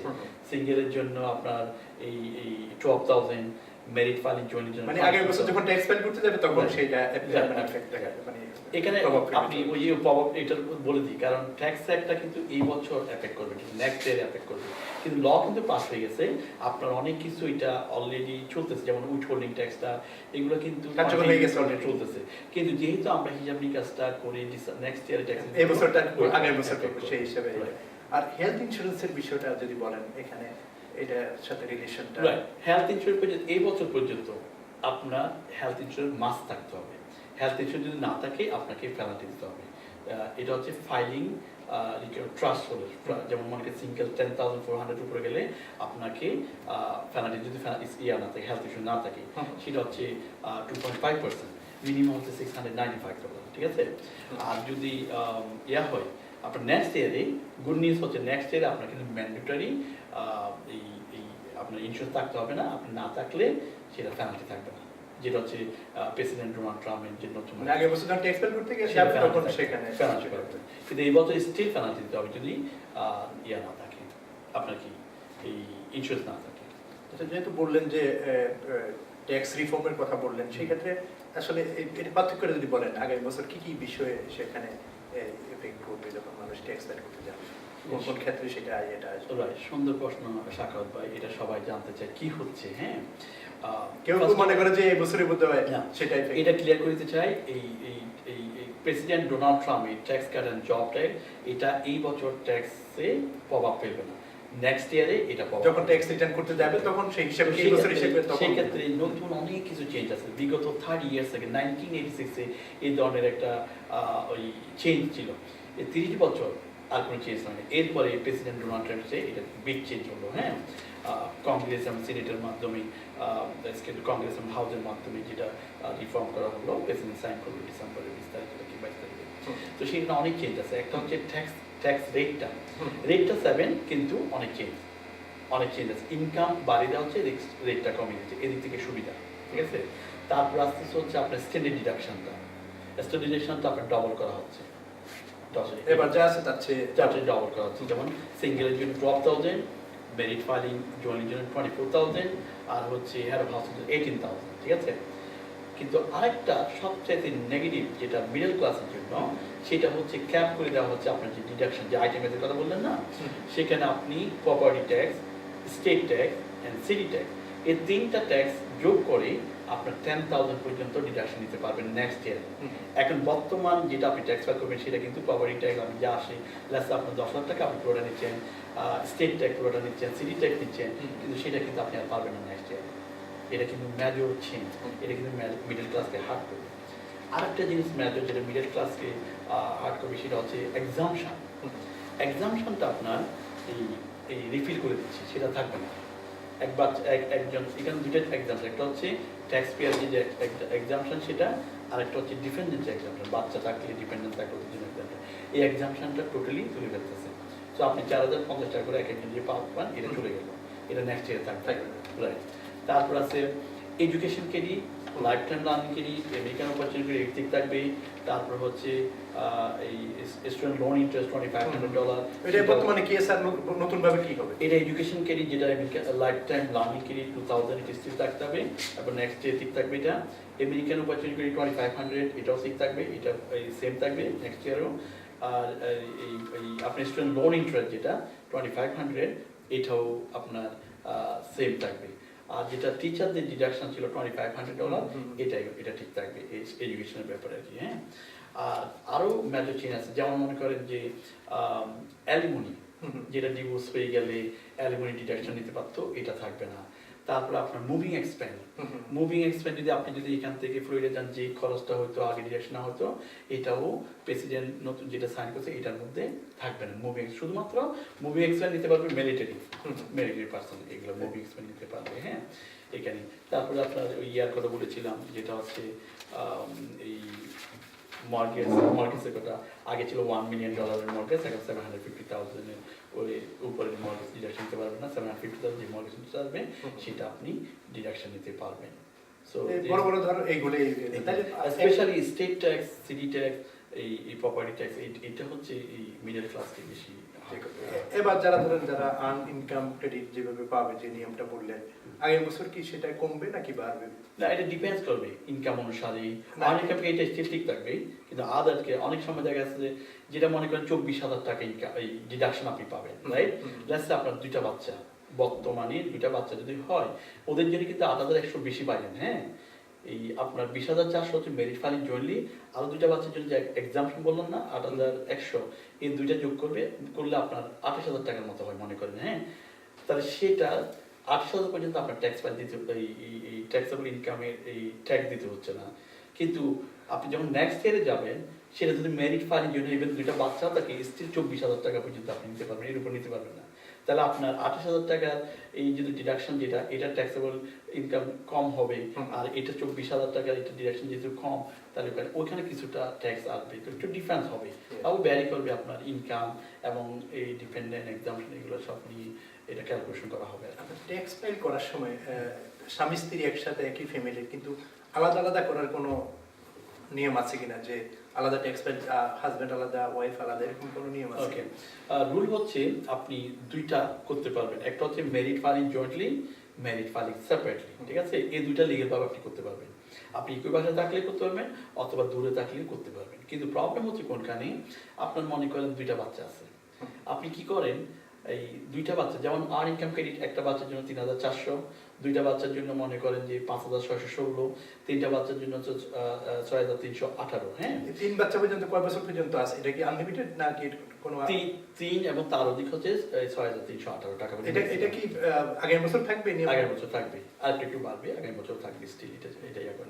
তো সেই ক্ষেত্রে এখন মনে করেন এটা কিন্তু এরকম হয় না 3,400 হচ্ছে এক বাচ্চার জন্য, 2 বাচ্চার জন্য ডাবল, তারপর 3 বাচ্চার জন্য ট্রিপল, এরকম না। এই জন্য অনেকে করে কি বাচ্চাকে স্প্লিট করে ফেলে। আপনি কিন্তু বাচ্চাকে স্প্লিট করতে পারবেন না, এটা হচ্ছে ইলিগাল, ঠিক আছে? সো সেই ক্ষেত্রে কি করবেন, আপনি মেরিট ফাইলিং জয়েন করবেন, আর অথবা মেরিট ফাইলিং যদি আপনি করতে হয় মেরিট ফাইলিং সেপারেটলি করবেন। কিন্তু মেরিট ফাইলিং বাচ্চাগুলো কার সাথে থাকবে এটাও আসতেছেই। মেরিট ফাইলিং সেপারেটলি করলে কি হয়, ওই বাচ্চার ক্রেডিটটা আসে না, এই জন্য হেড অফ হাউসহোল্ড হিসেবে করে ফেলে। কিন্তু আমি বলছি আপনি একই ছাদের নিচে থেকে আপনি দুইটা ফাইল করতে পারেন, merit filing jointly, merit filing separately. এখন এই হেড অফ হাউসহোল্ড করলে এটা ইলিগাল হবে, আপনি ক্রেডিট পাবেন কিন্তু ইলিগাল, কিন্তু আপনি দুইটা করতে পারবেন। অডিটের পরে ধরা পড়লে। তারপর আপনি যেটা বলতেছেন এই আচ্ছা কি জানি বললেন যে বাচ্চাকে দেখাবেন। বাচ্চা আপনার যে যদি একই বাসায় থাকেন সেক্ষেত্রে আপনারা মেরিট ফাইলিং জয়েন করেন তাহলে একসাথে থাকে। আর যদি মেরিট ফাইলিং সেপারেট হয় সেক্ষেত্রে আপনারা ডিসিশন নেবেন। যদি আপনারা ডিসিশন নেন তাহলে সেক্ষেত্রে আপনার ওই গভর্নমেন্ট দেখে কি আপনার এই যার কাছে কাস্টোডিয়াল, প্রথমে কাস্টোডিয়াল কার কাছে, লেটস সে আপনার কাছে বাচ্চাগুলো ছিল তাহলে আপনি দেখাবেন, এটা তো ফার্স্ট প্রায়োরিটি। আর যদি বাচ্চা যদি এই আপনার কাছে সমান সমান হয়ে গেল, আপনার কাছে 6 মাস, মনে করেন ওয়াইফের কাছে 6 মান্থ, আবার হাজব্যান্ডের কাছে 6 মান্থ, তাহলে সমান সমান হয়ে গেল, তাহলে সেটাকে হবে ট্রাইবেকার রুল। ট্রাইবেকার রুল হচ্ছে যার এজে অ্যাডজাস্টেড গ্রোস ইনকাম বেশি সেই দেখাতে পারবে, অ্যাডজাস্টেড গ্রোস ইনকাম এই বেশি সেই বাচ্চাকে ডিপেন্ডেন্ট দেখাতে পারবে। কিন্তু আপনি হেড অফ হাউসহোল্ড করে সেটা আপনি ক্রেডিট দিতে পারবেন না। অনেকেই করে বাচ্চাকে স্প্লিট করে বলে দুইটা সেপারেট অ্যাড্রেস দেখ, তাকে কিন্তু একসাথেই কিন্তু সেপারেট অ্যাড্রেস দেখিয়ে দিলে এটা কিন্তু ইলিগাল। কিন্তু পরে যদি বলে যে যেটা বলেছিলাম আগে যে বাচ্চা আপনার সাথে তাই কিনা প্রুফ আনতে হবে, তো এটা দেখাতে পারে না, প্রবলেম হয়ে যায়, ঠিক আছে? এগুলো খেয়াল রাখতে হবে। এটা কি ফ্যামিলি যদি তাদের আন্ডারস্ট্যান্ডিং মানে অ্যাজ ইউজুয়াল মানে ভালো অবস্থায় আছে, কোনো সমস্যা হয় না ফ্যামিলির মধ্যে, স্বামী স্ত্রীর মধ্যে, সেখানে তো সিঙ্গেল না, আপনি তো লিগালি ম্যারিড, আপনি সিঙ্গেলি কিভাবে করবেন? আপনার দুইটা অপশন, একটা হচ্ছে মেরিট ফাইলিং জয়েন্টলি আর মেরিট ফাইলিং সেপারেটলি, এই দুইটার বেশি দিতে পারবেন না। সেপারেটলি করার দরকারটা কি? জয়েন্টলিতে একসাথে অনেক সময় আছে মনে করেন আপনার ইনকাম হচ্ছে ফর এক্সাম্পল 10,000, আমার ইনকাম হচ্ছে মনে করেন এবার বলি আপনার ওয়াইফের ইনকাম হচ্ছে 10,000 আর হাজব্যান্ড ইনকাম হচ্ছে 150,000 ফর এক্সাম্পল। ওয়াইফ বলতেছে ইউ নো হোয়াট, তোমার সাথে করলে আমার ট্যাক্স দিতে হয় না, আমি তোমার সাথে করবো না। সো ওখানে কিছু ট্যাক্স ব্রেক করতে বলতে তোমারটা তুমি করো, আমারটা আমি সামথিং, বাট এটা লিগ্যাল মেরিট ফাইলিং সেপারেটলি। সেক্ষেত্রে বাচ্চাগুলো তাইলে ওই যে যার ইনকাম বেশি তার সাথেই দেখাবে এরকম প্রথমে কাস্টোডিয়াল না কাস্টোডিয়াল ক্ষেত্রে এখানে বলে একসাথে থাকে হাউসহোল্ডের মধ্যে যে যার ইনকাম বেশি সেই দেখাবে, এটা হচ্ছে। আর এটা হলো যে সেপারেশন হলে বা তাদের মধ্যে ডিভোর্স এই ধরনের কোনো কিছু থাকলে পরে যার ইনকাম বেশি ডিভোর্স হইলে তো মনে করেন যে বাচ্চা যার সাথে থাকবে সেই দেখাবে। আবার ইচ্ছা করলে আপনার যদি মনে করেন ওয়াইফের কোনো ইনকাম নাই, বাচ্চা ওনার কাছে আছে, সেক্ষেত্রে উনি যদি এই এক্সাম্পশনটা রিলিজ করে দেয় সেটা কিন্তু আবার এই ওনার হাজব্যান্ড দেখাতে পারে যে আমি দেখাবো না, তুমি দেখাতে ফর্ম এটা ফিল আপ করে দিলে এটা করা যাবে। আচ্ছা, ট্যাক্স ফাইলটা কি নিজেরা করতে পারে যারা ইন্ডিভিজুয়াল ট্যাক্স? আপনি যদি মনে করেন যে এই নলেজ থাকে ট্যাক্সের ব্যাপারে, এই sorted to that, not a problem. বিজনেসের ক্ষেত্রে আমরা সবসময় বলি যেগুলো complicated you should go to the tax people, tax professional, accountant.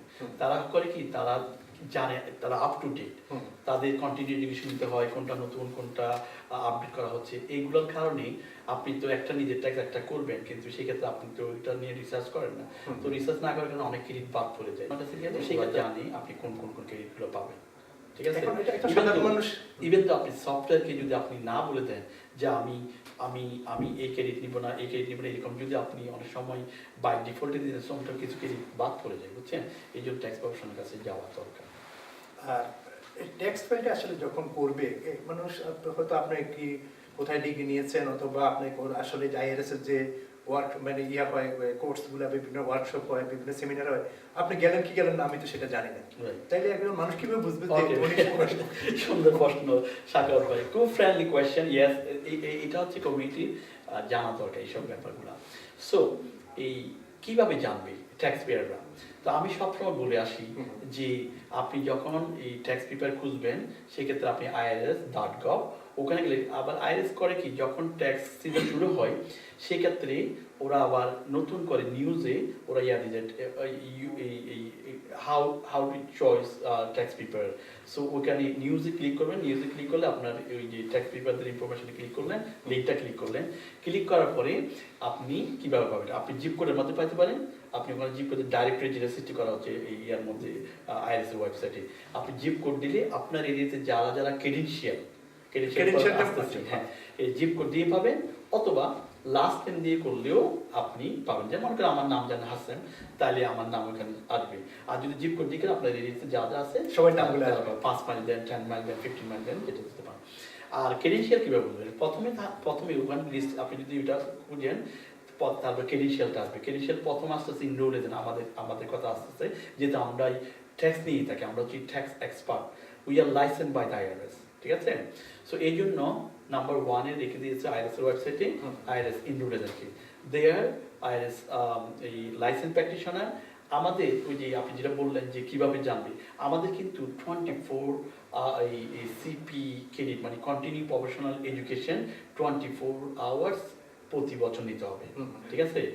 এদের ক্ষেত্রে এই আমাদের লাইসেন্স ঠিক রাখা, তাহলে আমাদের নাম ওখানে থাকবে enrol agent licence practitioner. Number 2 হচ্ছে সিপিএ। CPA হচ্ছে they have to also take the continuing education, certain continuing, maybe they have to take the 36 hour per year. So তারা they are licensed by the state. So তারাও এই তাদের লিস্টও থাকবে। Number 3 হচ্ছে attorney, যারা attorney দেখেন file the tax return, তারা হচ্ছে লাইসেন্স বাই দ্য কোর্ট, তারাও কিন্তু এই লিস্টে থাকবে। দেন আরেক গ্রুপ আছে যারা ক্রেডেনশিয়াল নয়, যেন মনে করেন ইনরোল এজেন্ট না, সিপিএ না, অ্যাটর্নি না, তারা হচ্ছে অ্যানুয়াল ফাইলিং সিজন প্রোগ্রাম, তারা যদি 16 ক্রেডিট করে থাকে, যারা হচ্ছে আনএনরোল, তাদের কোনো ক্রেডেনশিয়াল নয়, তারাও কিন্তু ওই লিস্টেতে থাকবে, লিস্টে থাকবে। এখন কেউ যদি এটা না করে, আপনি যে বললেন যে কিভাবে জানবে, তাহলে আপনি ওখানে যান, ওই আনরোল পিপল যারা তাদের নাম থাকবে না, আর যারা কন্টিনিউ এডুকেশন করেছে তাদের নাম এখানে থাকবে। তবে আপনি ওই সব লোকের কাছে যান যারা কন্টিনিউ এডুকেশনটা করেছে, তারা কি হয় আপ টু ডেট, তো তাদের কাছে আপনি সব ইনফরমেশন পাবেন। এই যে নতুন আইনটা হলো যে ডোনাল্ড ট্রাম্প, এটা কি আদৌ এফেক্ট করবে কি করবে না, এই জিনিসগুলো আপনি জানতে পারবেন। কিন্তু যারা 3 মাসের জন্য ট্যাক্স এই মৌসুম ভাবে আসে, তো তারা তো আপ টু ডেট নয়। তো তারা কিভাবে করে, সরকার কি তাদেরকে পারমিট করে? এটা ট্যাক্স প্রিপেয়াররা এই আপনার এখন এই ম্যান্ডেটরি এটা করা নাই, ওই যে যেটা অ্যানুয়াল ফাইন্যান্স সিজন প্রোগ্রাম করা, এটার মাধ্যমেই যে তোমরা যারা এই ট্যাক্স প্রিপেয়ার করতে চাও তাহলে সেক্ষেত্রে অ্যাটলিস্ট কিছু করো, তাহলে এই অ্যাটলিস্ট তোমাদের মিনিমাম রিকোয়ারমেন্টটা কি, আমাদের এই ওই যে অ্যানুয়াল ফাইন্যান্স সিজন প্রোগ্রাম 16 কে সিপিএ ক্রেডিট করলে, আর তাদের একটা প্রতি বছর পরীক্ষা দিতে হয়। যারা ধরেন এসব কোনো ডিগ্রি নেই বা এসব স্টিল তারা করতে পারবে, কারণ এই গভর্নমেন্ট এটা ম্যান্ডেট করে নাই। একবার করেছিল, তারা সু খাওয়ার পরে আইআরএস কে 3টা এই গ্রুপে সু করে দিয়েছিল, তারা হেরে গেছিল, কারণ এটা আপনার কংগ্রেস থেকে অথরাইজ ছিল না, এই জন্য এটা হেরে গেছে, এই জন্য এটা করতে পারে না। তো আবার ট্রাই করতেছে ম্যান্ডেট করার জন্য কম্পালসারি। এখন একজন ট্যাক্স প্রিপেয়ার কি কি প্রয়োজন হয়, মানে সে যদি ট্যাক্স ফাইলিংটা করে তার কি কি যোগ্যতা প্রয়োজন, এই বর্তমান রুলে কি আছে? এই তাদের অ্যাকচুয়ালি ফার্স্ট অফ অল আপনি যদি কারো ট্যাক্স রিটার্ন নিয়ে এই ট্যাক্স রিটার্ন করতে চান, আপনার অনেক কিছু জানা দরকার, মানে স্পেশাল এমন কোন লাইসেন্স বা এমন কিছু না, লাইসেন্স কিছু লাগে না। এই কারণে যে কোনো কেউ ট্যাক্স রিটার্ন করতে পারে যদি আপনার নলেজ থাকে, লাইসেন্স এখনো দরকার হয় না। কিন্তু তারা কিন্তু লাইসেন্স যদি না থাকে তারা রিপ্রেজেন্ট করতে পারবে না। লেটস সে আপনার ক্লায়েন্ট অডিট হইলো, তাহলে হোয়াট হ্যাপেন, সো আপনি ওই ক্লায়েন্টকে দিতে পারতেছেন না, ঠিক আছে, কি কারণে অডিট হইলো আপনি কিছুই করতে পারতেন, দেন আপনাকে রেফার করতে হবে আমাদের কাছে, আমরা আইআরএস এর কাছে যেতে পারবো। যেহেতু কারা কারা যাইতে পারবে সেখানে, এখানে যাইতে হচ্ছে আনলিমিটেড যারা ইনরোল এজেন্ট, আমরা যারা সিপিএ, অ্যাটর্নি, এই 3 গ্রুপ হচ্ছে আনলিমিটেড রিপ্রেজেন্ট করতে পারবে। আর হচ্ছে আনএনরোল পিপল, ওরা হচ্ছে লিমিটেড, তারা তাদের ক্লায়েন্ট করতে পারবে। কিন্তু আমরা কিন্তু গোটা আমেরিকার কি করতে পারবো, গোটা আমেরিকার যারা বিভিন্ন স্টেট থাকে এটা কিন্তু ইনরোল এজেন্টরা করতে পারবে। ইভেন সিপি হচ্ছে এই স্টেটেই করতে পারবে, যে স্টেট তাদের লাইসেন্স আছে তারা করতে পারবে। কিন্তু আমরা যারা এই ইনরোল এজেন্ট, তারা আপনার যদি ফ্লোরিডা কি অডিট হয়ে থাকে, উই ক্যান গো দেয়ার। কিন্তু ট্যাক্স ফাইল কি ওখানকার করতে পারবে না এখানে? ইয়েস, ট্যাক্স ফাইল করতে পারবে, সব করা যাবে। ইয়েস, ট্যাক্স ফাইল করা যাবে। ওইটা শুধু ইনরোল এজেন্টদের ক্ষেত্রে সেটা না, সবাই ট্যাক্স ফাইল করতে পারবে। কিন্তু অডিটের ব্যাপারে আমরা শুধু যারা ইনরোল এজেন্ট তারা কিন্তু গোটা আমেরিকা রিপ্রেজেন্ট করতে পারবে, যে ট্যাক্স পেয়ার। মানে ট্যাক্স রিটার্নের ক্ষেত্রে আপনারা অন্য স্টেটের সবাই করতে পারবে না, tax filing return tax file করতে পারবে, সবাই করতে পারবে। এখানে নিউ ইয়র্কের লাইসেন্স দিয়ে করতে হবে। হ্যাঁ, সেই নিয়ম রয়েছে। ট্যাক্স ফাইল সবাই করতে হবে, ইনক্লুডিং সিপিএ, ইনরোল এজেন্টস, এই আপনার অ্যাটর্নি এবং আনএনরোল প্রিপেয়ার, অলসো অ্যানুয়াল ফাইন্যান্সিয়াল প্রোগ্রামে যারা আছে সবাই কিন্তু অন্যান্য স্টেটে ট্যাক্স ফাইল করতে পারবে, কিন্তু রিপ্রেজেন্ট করতে গেলে আপনাকে সার্টেন আমরা অনেকে দেখি যে আমরা কমিউনিটির পত্রিকাগুলোতে দেখেন যে ট্যাক্স ফাইল করার জন্য আকর্ষণীয় বিজ্ঞাপন দেয়, তো সেই ক্ষেত্রে তারা যে বিজ্ঞাপনটা দেয়, তো এই যে আসলে তাদের সেই যোগ্যতাটার কথা বলছিলাম, যেটা একটু ক্লিয়ার করেন যে কি কি করতে হলে আপনি সাইনবোর্ড দিয়ে বা একটা প্রতিষ্ঠান খুলে মানুষের ট্যাক্স ফাইল করতে পারবেন, সেই ইয়েটা আসলে কি? না, এখানে আসলে কারো প্রলোভন না করে আপনার এই অ্যাকুরেট ইনফরমেশন দিয়ে ট্যাক্স রিটার্ন করতে হবে। কারণ দেখেন, আপনি কিন্তু সেনসিটিভ ইনফরমেশনগুলো দিচ্ছেন, সেনসিটিভ ইনফরমেশন আপনার সোর্স না, আমি এটা বলছি, হ্যাঁ এটা তো অনেক কিছু বিষয়, আর যে একজন যে দোকান মানে ব্যবসা প্রতিষ্ঠান খুলে যে ট্যাক্স ফাইলটা করে, তো তার যে সেই কাগজপত্র, যোগ্যতা, অভিজ্ঞতা এগুলো থেকে জানে না। এখন সিটি থেকে বা স্টেট থেকে কি রিকোয়ারমেন্ট আছে তাকে সেই ব্যবসা ওপেন করা যায়? হ্যাঁ, ফেডারেল থেকে তো কোনো কিছু ম্যান্ডেটরি করে নাই, কিন্তু আপনার এই বসতে হলে অ্যাটলিস্ট আপনি একটা এই নিতে হয়, আপনার সার্টিফিকেশন, যেটা হচ্ছে এই যেটা বলা হয় যে আপনি যদি কর্পোরেশন করতে চান, কর্পোরেশন এটা কিন্তু ট্যাক্স প্রিপেয়ারের জন্য লাগে না। আপনি যদি কর্পোরেট আপনার দোকান চালানোর জন্য, ট্যাক্স পে করার জন্য এটা লাগে, আপনি সোল প্রপার্টিশিপ হতে পারেন। কিন্তু আপনি দেখেন যারা ট্যাক্স রিটার্ন করবে, যেসব ট্যাক্স পেয়ার, তারা যদি অ্যাড দেয়, সেই কথা তাদের ক্রেডেনশিয়ালটা দেখেন, তাদের নাম পিছনেতে কিছু নেই, আগে পরে কিছু নেই, তো তাদের বুঝতে হবে দে আর নট ক্রেডেনশিয়াল। তারা আর যদি আরো বেশি করে মেকশিওর হইতে চায়, তারা কিন্তু আইআরএস ওয়েবসাইটে গিয়ে এটা কিন্তু বের করে নিতে পারে, ওইখান থেকে তারা জানবে। এই জন্য কিন্তু আইআরএস কোনো কিছু মানে ম্যান্ডেটরি না করার কারণে যে কোনো কেউ ট্যাক্স রিটার্ন করতে পারে, কিন্তু আপনার যে সেন্সিটিভ ইনফরমেশনগুলো দিয়ে দিচ্ছেন এবং সেই আটো আপডেট কিনে এগুলো আপনার দায়িত্ব, আপনি বুঝে ওই ট্যাক্স প্রিপেয়ারের কাছে যাবেন। কারণ রিসোর্স তো আপনার দিয়ে রাখছে ওখানে, আপনার অনলাইনে আছে, গুগলে অ্যাপ পাইতেছেন, আইআরএস এর ওয়েবসাইটে আছে, স্টেট ডিপার্টমেন্টের মধ্যে আছে, সব কিছুতে আছে। তাহলে আপনি জেনেই আপনি যান ট্যাক্স পেমেন্ট। আবার লোভে না পড়ে আপনি যেটা পাওয়া সেটা আপনি পাবেনই। অনেকে বলে যে আমি বেশি দেবো না, you can not do that. So যেটা সিস্টেম আসে সেটা আপনার সেটা আপনি পাবেন। একটা বিষয় হোসেন ভাই, আপনারাও অনেক অভিযোগ হয়তো পেয়েছেন যে আইআরএস এর থেকে কলের কথা শোনা যায়, কল করে এরকম ভুয়া কল করে ভয়ভীতি দেখে মানুষ থেকে করে, এই বিষয়টা এটা আমরা অনেক পেয়েছি। এটা হচ্ছে স্ক্যাম, এই শাখাত ভাই, এটা হচ্ছে স্ক্যাম। আপনি দেখেন, আপনি W2 তে ট্যাক্স রিটার্ন করলেন, করার পরে আপনি রিফান্ড পাইলেন, তাহলে ইউ নো দ্যাট আপনার কোনো আর ব্যালেন্স ডিউ নাই। আর যদি মনে করেন ব্যালেন্স ডিউ থাকে যদি, তাহলে আপনি চিঠি পাবেন। সো এগুলো কিছুই পাইলেন না, হঠাৎ করে কল দিয়ে বলে যে তুমি এত টাকা ও করতেছো, তুমি এক্ষুনি দিতে হবে, আর ফোর্স করে বলে যে তোমাকে এক্ষুনি দিতে হবে, না এলে কিন্তু তোমার আমরা ধরে নিয়ে যাবো, আমরা লোক পাঠাবো, পুলিশ পাঠাবো। সো এটা হচ্ছে স্কিম, এটাতে আপনারা ভয় পাওয়ার কিছু নেই। আপনি যদি এরকম কিছু হয়, লেটস টক টু দ্য অ্যাকাউন্টেন্টের সাথে কথা বলেন, অথবা আপনার যদি মনে করেন যে ব্যালেন্স ডিউ আছে, তাহলে আপনি আইআরএস এর কাছে কল দিয়ে যে দিতে পারেন আমার কোনো আদৌ ব্যালেন্স ডিউ আছে কিনা। ওরা বলে যে হ্যাঁ আমরা চিঠি পাঠিয়েছি, তুমি রেসপন্ড করে না, আর তারা কিছুই পারেনি, তারা শুধু বলে যে তখন ট্যাক্স পেয়ার মনে করে যে মেবি পারেছে কিনা আমি পাইনি। আবার কিছু কিছু আরেকটা জিনিস বলে রাখি, আমাদের কমিটি যেটা দেখা যায় এরকম অনেকে দিয়ে দিচ্ছে, কারণটা কি? কারণ হচ্ছে অনেকে মনে হয় আমি ক্যাশ ইনকাম করি, আমার তো রিপোর্ট নাই, রেকর্ড টেকর্ড নাই, তাহলে মনে হয় নিচ্ছে আমি মনে ও করি, এই জন্য অনেক সময় দিয়ে দিচ্ছে। কিন্তু এটা দেওয়ার কোনো যুক্তিকতা নেই। আপনি বরঞ্চ আপনার অ্যাকাউন্টেন্টের সাথে কথা বলেন, কথা বলে আপনার যদি অভিযোগ থাকে আপনার এর সাথে কল দিয়ে কনফার্ম করে আপনি you can do the instalment, you can pay that to the IRS directly, but don't do that, just get the call and the force to keep it. আর আইআরএস কখনো never ever force to the আসলে call করে কিনা সেই বিষয়টা yes করে না, IRS থেকে কল করতে পারে এরকম? আসলে আইআরএস থেকে কল করে না তেমন একটা, তবে তারা চিঠি পাঠায় অনেকবার করসপন্ডেন্ট করে লেটারের মাধ্যমে। কল করার কোনো এরকম কোনো তথ্য পেয়েছেন কিনা যে কল এটা যদি আপনি অডিট হয়, তারপরে সেখানে যদি পাওয়ার অফ অ্যাটর্নি থাকে, আপনার কেজের ব্যাপারে, সেটা হচ্ছে ইন্ডিভিজুয়াল ভাবে করতে পারে, কিন্তু ওইরকম এই আপনাকে ইয়া করে না, যে ডাইরেক্ট কল দেয় না। আচ্ছা, আপনি তো অডিটের কথা বলছেন কয়েকবারই, আসলে অডিটটা আসলে কি কি কারণে অডিট আপনার অভিজ্ঞতা রয়েছে সেই বিষয়ে? অডিটটা হয় কেন আমি বলি। অডিটটা হচ্ছে রিপোর্টিংটা, আপনি রিপোর্টটা ঠিক মতো করতেছেন না। রিপোর্টিং মানে কি?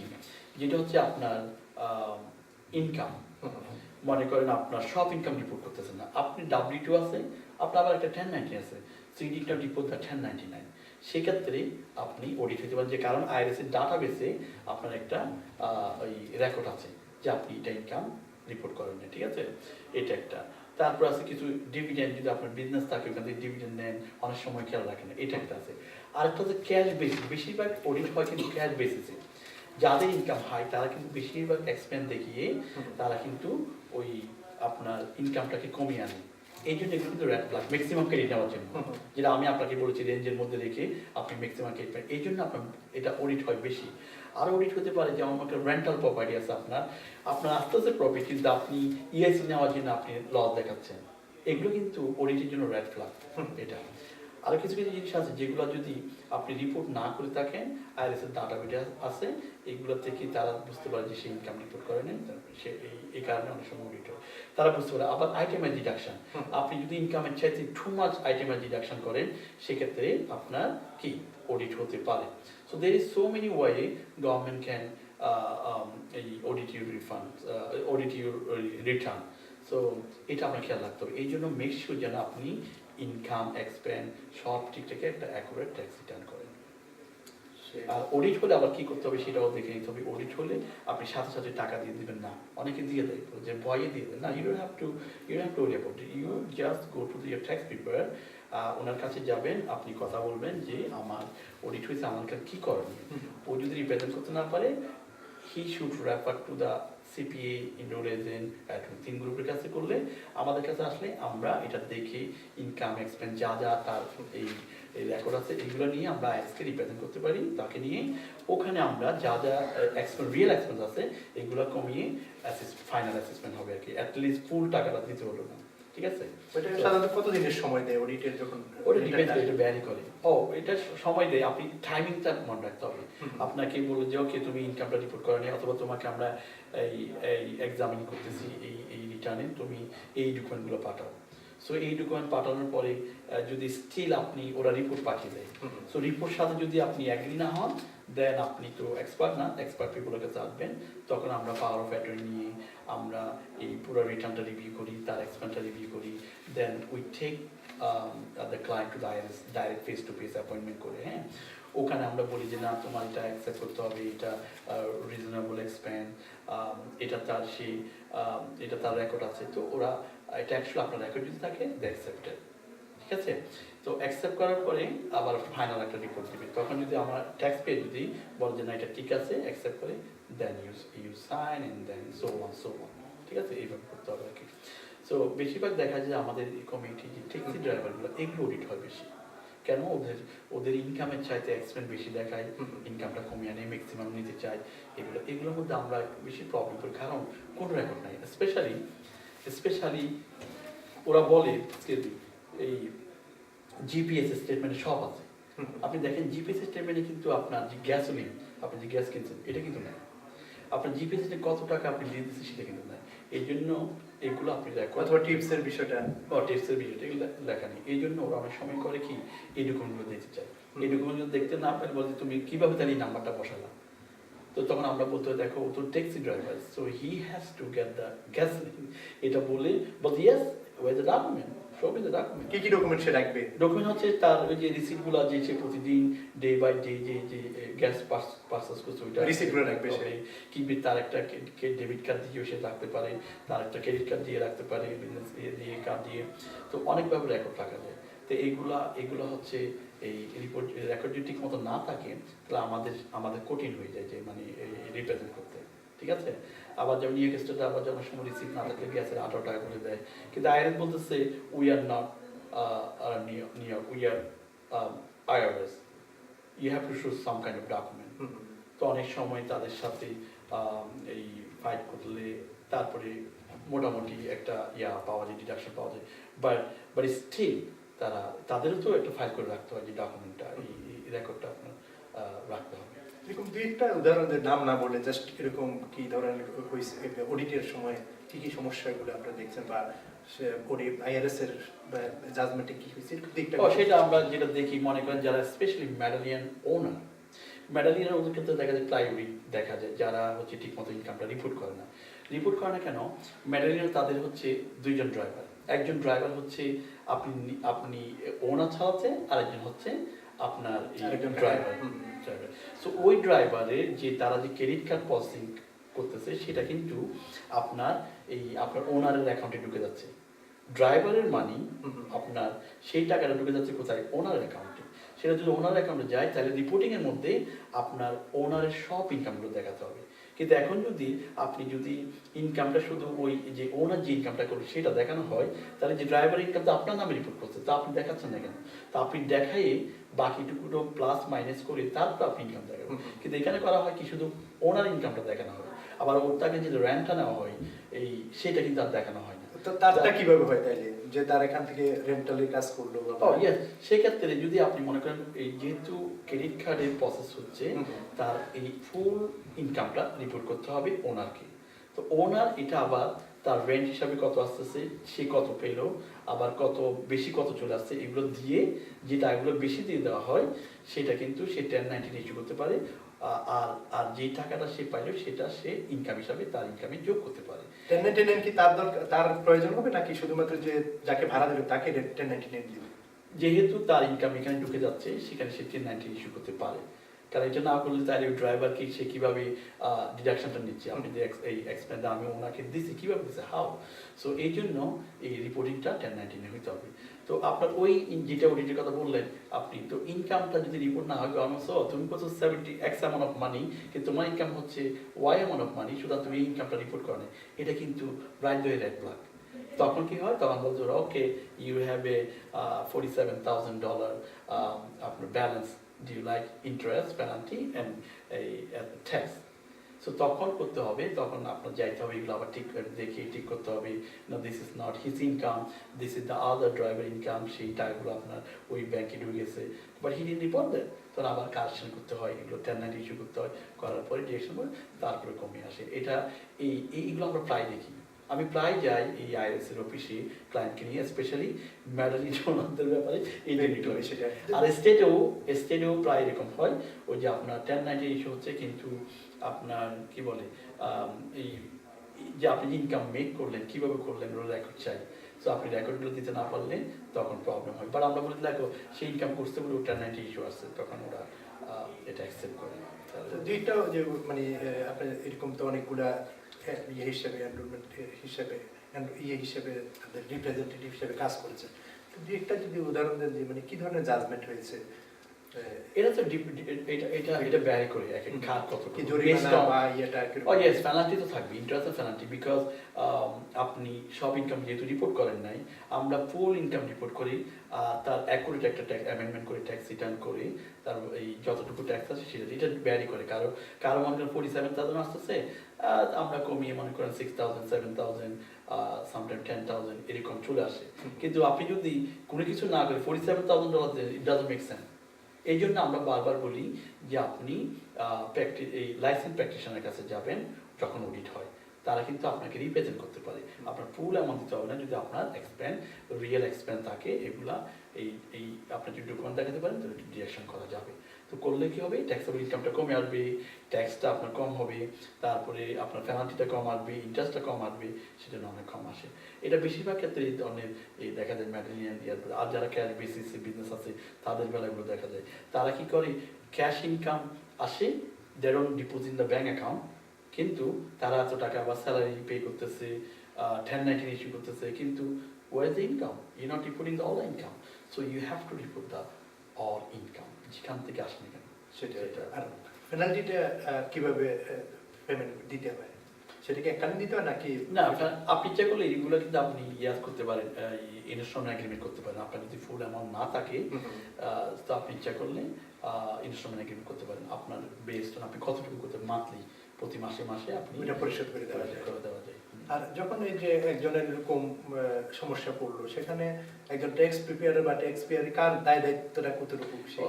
সুন্দর কোয়েশ্চেন শাকাওয়াত ভাই। এটা আপনি হচ্ছেন taxpayer, that's your responsibility to check your return and sign দেন। আপনি না দেখে সাইন করলেন তাহলে এটা হচ্ছে taxpayer responsibility, not the prepare.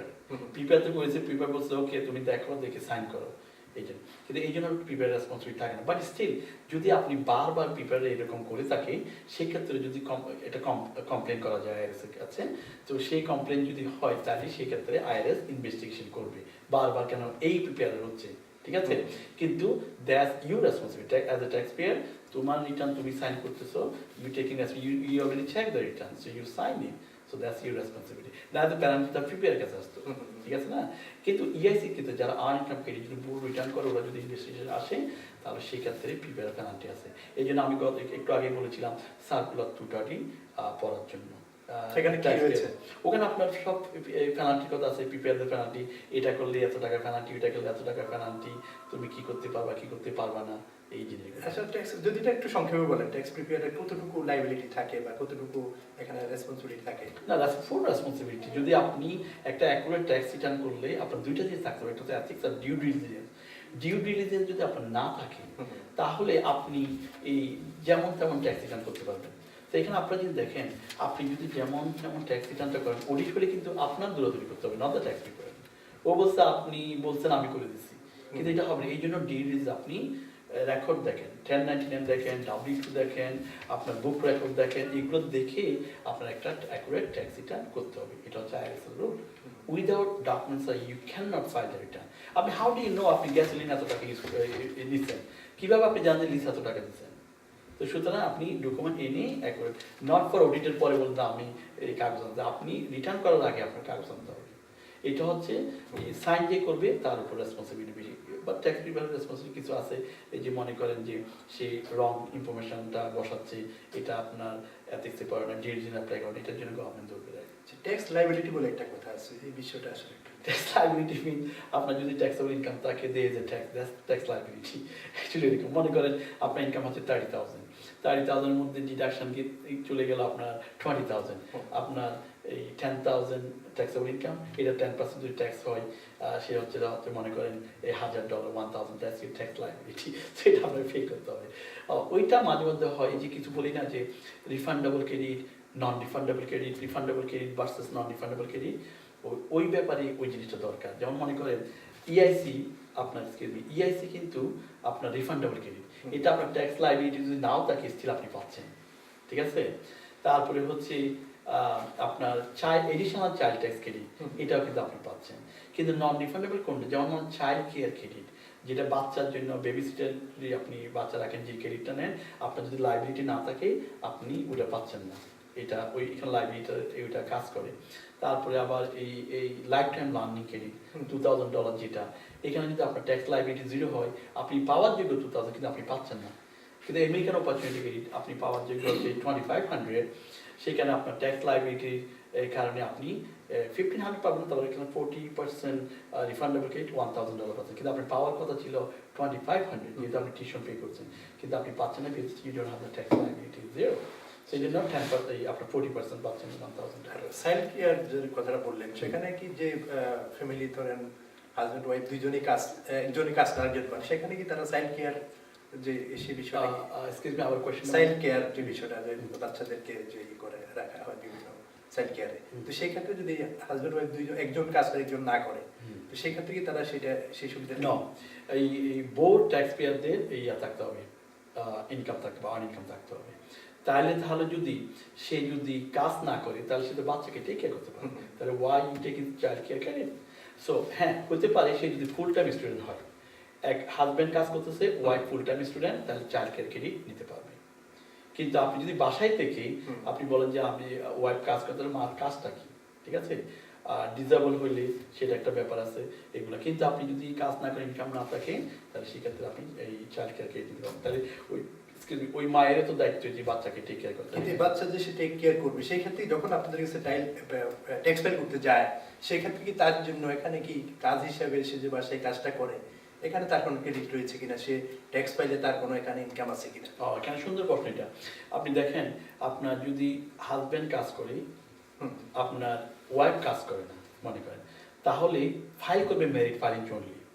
Merit filing জনলি করবে, ইনকাম ওনার জন্য ডিডাকশন যেটা পাওয়া যাবে, স্ট্যান্ডার্ড ডিডাকশন যেটা 20,800 মেরিট হইলে, সিঙ্গেল হইলে 10,040। তো মেরিট যখন হচ্ছেন আপনি 20,800 হয়ে যাচ্ছে, তাহলে ডিডাকশনটা পাচ্ছেন, এক্সামশনটা পাচ্ছেন, ট্যাক্স লাইবিলিটিটা কমতেছে।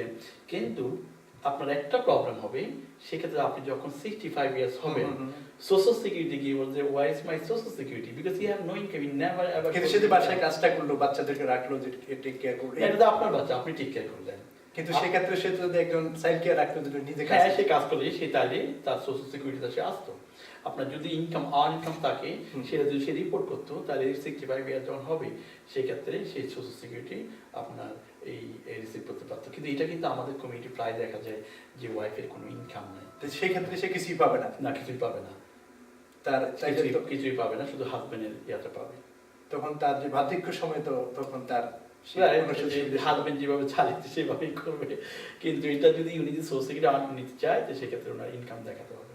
তো এটা আসলে কত 40 ক্রেডিটের কথা রয়েছে, 40 ক্রেডিট কিভাবে হয় সেটা? 40 ক্রেডিটটা আই বিলিভ এটা সোশ্যাল সিকিউরিটি অফিসে গেলে ভালো জানা যায়, তবে 1700-1600 হলে 1 ক্রেডিট আসে। এরকম করে যদি আপনি কন্টিনিউ কাজ করেন, you can earn the credit. So এটা আপনার সোশ্যাল সিকিউরিটি অফিসে গেলে আপনি ইনফরমেশনগুলো পুরোটা পাবেন। মানে 10 বছরের ট্যাক্স ফাইলিং, তার গ্রিন কার্ড দিতে চান 10 বছর, রাইট। আর যারা সিটিজেন স্টিল তাদের 40 ক্রেডিট যদি হয়, তারা তো কন্টিনিউ কাজ করতেছে অবশ্যই 40 credit, so they can get the social security based on their income অনুসারে আসে আর কি, সেটা থাকবে। আর কমিউনিটিতে আপনি যে দীর্ঘদিন আপনাদের এই ক্ষেত্রে প্রচুর অভিজ্ঞতা রয়েছে, প্র্যাকটিক্যাল অনেক নলেজ রয়েছে, মানুষের সাথে কমিউনিটির সাথে কাজ করেন, তো সেই ক্ষেত্রে আপনি কি কি ভুলগুলো আসলে বেশি দেখেন কমিউনিটির লোকদের সাথে কাজ করতে গিয়ে? আমি যেটা মেজর দেখি, এক নম্বর হচ্ছে ক্যাশ বেসিস যেটা বিজনেস, ওই যে ইনকামটা কমিয়ে ম্যাক্সিমাম পাওয়ার জন্য এটা করে, এটা দেখি।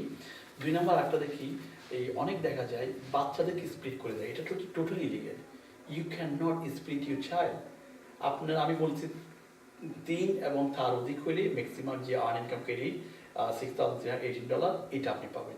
কিন্তু আপনার 4টা বাচ্চা হলে অনেক সময় আরেকটা বাচ্চাকে আরেক জায়গায় দিয়ে দেওয়া হয়, সো এটা কিন্তু টোটালি লিগাল, এটা আপনি করা ঠিক না, ঠিক আছে। আর আপনি হেড অফ হাউস করতে, আপনি লিগালভাবে মেরিট থেকে you can not file the head of house, এটা আমরা প্রায় দেখি। এটা কিন্তু প্রায় দেখি যে ওয়াইফও হেড অফ হাউস, আবার এই হাজবেন্ডও হেড অফ হাউস, বাচ্চাকে স্প্লিট করে করে ম্যাক্সিমাম 2 দিকে কেড়ে দিচ্ছে, এটা কিন্তু টোটালি লিগাল, এগুলো আমরা প্রায় দেখি। সো এটা উচিত না, এটা হচ্ছে আপনার টোটালি লিগাল, আমি সবসময় বলে থাকি এই ধরনের। আর একটা জিনিস দেখি, ইনকাম সব রিপোর্ট করে না। কেন করে না? যে ফর এক্সাম্পল আপনার ওয়াইফ W2 ডাঙ্কিন ডোনাসে অথবা ম্যাকডোনাল্ডসে কাজ করতেছে, ইনকাম হচ্ছে 20,000 এন্ড অফ দ্য ইয়ারে। আপনি হাজবেন্ড হচ্ছে মনে করেন ফুড ব্যান্ডারে কাজ করতেছে ক্যাশে, দেখেন আপনি ম্যাক্সিমাম ক্রেডিট নেওয়ার জন্য পুরো যে ফুড ব্যান্ডারে যেটা পুরো ইনকামটাই দেখেন না, কিন্তু আপনি বাসা ভাড়া দিচ্ছেন কত, আপনি ফুড স্ট্যাম্প নিচ্ছেন না, কিন্তু আপনি এক্সপেন্সগুলো করতেছেন, আপনি গাড়ি নিচ্ছেন, বাড়ি নিচ্ছেন, so how you do that? So আপনার ইনকাম আছে, কিন্তু ইনকাম এই জিনিসটা আমরা বেশি দেখি। তো আমি বারবার বলি, you should report all the income, including কোনটা, যেটা হচ্ছে এখন যেটা হচ্ছে বিটকয়েন যারা এই ইনভেস্ট করে রাখছে, তারা যদি প্রফিট করে, they have to report to the in the tax return। এটা কিন্তু নতুন, অনেকে কয়েন বেসের মাধ্যমে যারা ইয়া করে, আপনার ট্রেডিং করে, তাদের কিন্তু যদি ইনকাম হয় অথবা ট্রেডিং করে থাকে ইয়ারের মধ্যে, তাহলে সেটাও কিন্তু রিপোর্ট করা দরকার। সো ইনকাম সব রিপোর্ট করতে হবে। ইন্স্যুরেন্স থাকলে ব্যাংক অ্যাকাউন্ট আলাদা, যদি অ্যাকাউন্ট থাকে সেই বিষয়গুলো ব্যাংকে আলাদা যদি থাকে, যদি ইন্টারেস্ট পায়, সেটা ট্যাক্সেবল ইনকামে আসবে।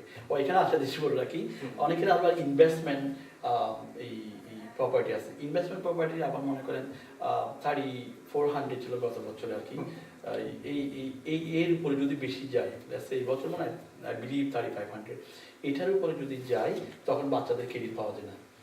অনেক সময় আপনার ইনভেস্টমেন্ট ইনকাম আসতেছে, সেক্ষেত্রে অনেকে দেখাতে চায় না, কারণ কি ক্রেডিটটা পাওয়া যায় না। সো এটাও হচ্ছে আমাদের কমিটি আমরা দেখি, আপনার ইনকাম দেয়, ইনভেস্টমেন্ট ইনকাম সেটা আপনার ট্যাক্স রিটার্ন দিতে হবে, কিন্তু আপনি ক্রেডিট পাওয়ার জন্য আপনি দেখাচ্ছেন না, এটা কিন্তু ঠিক না।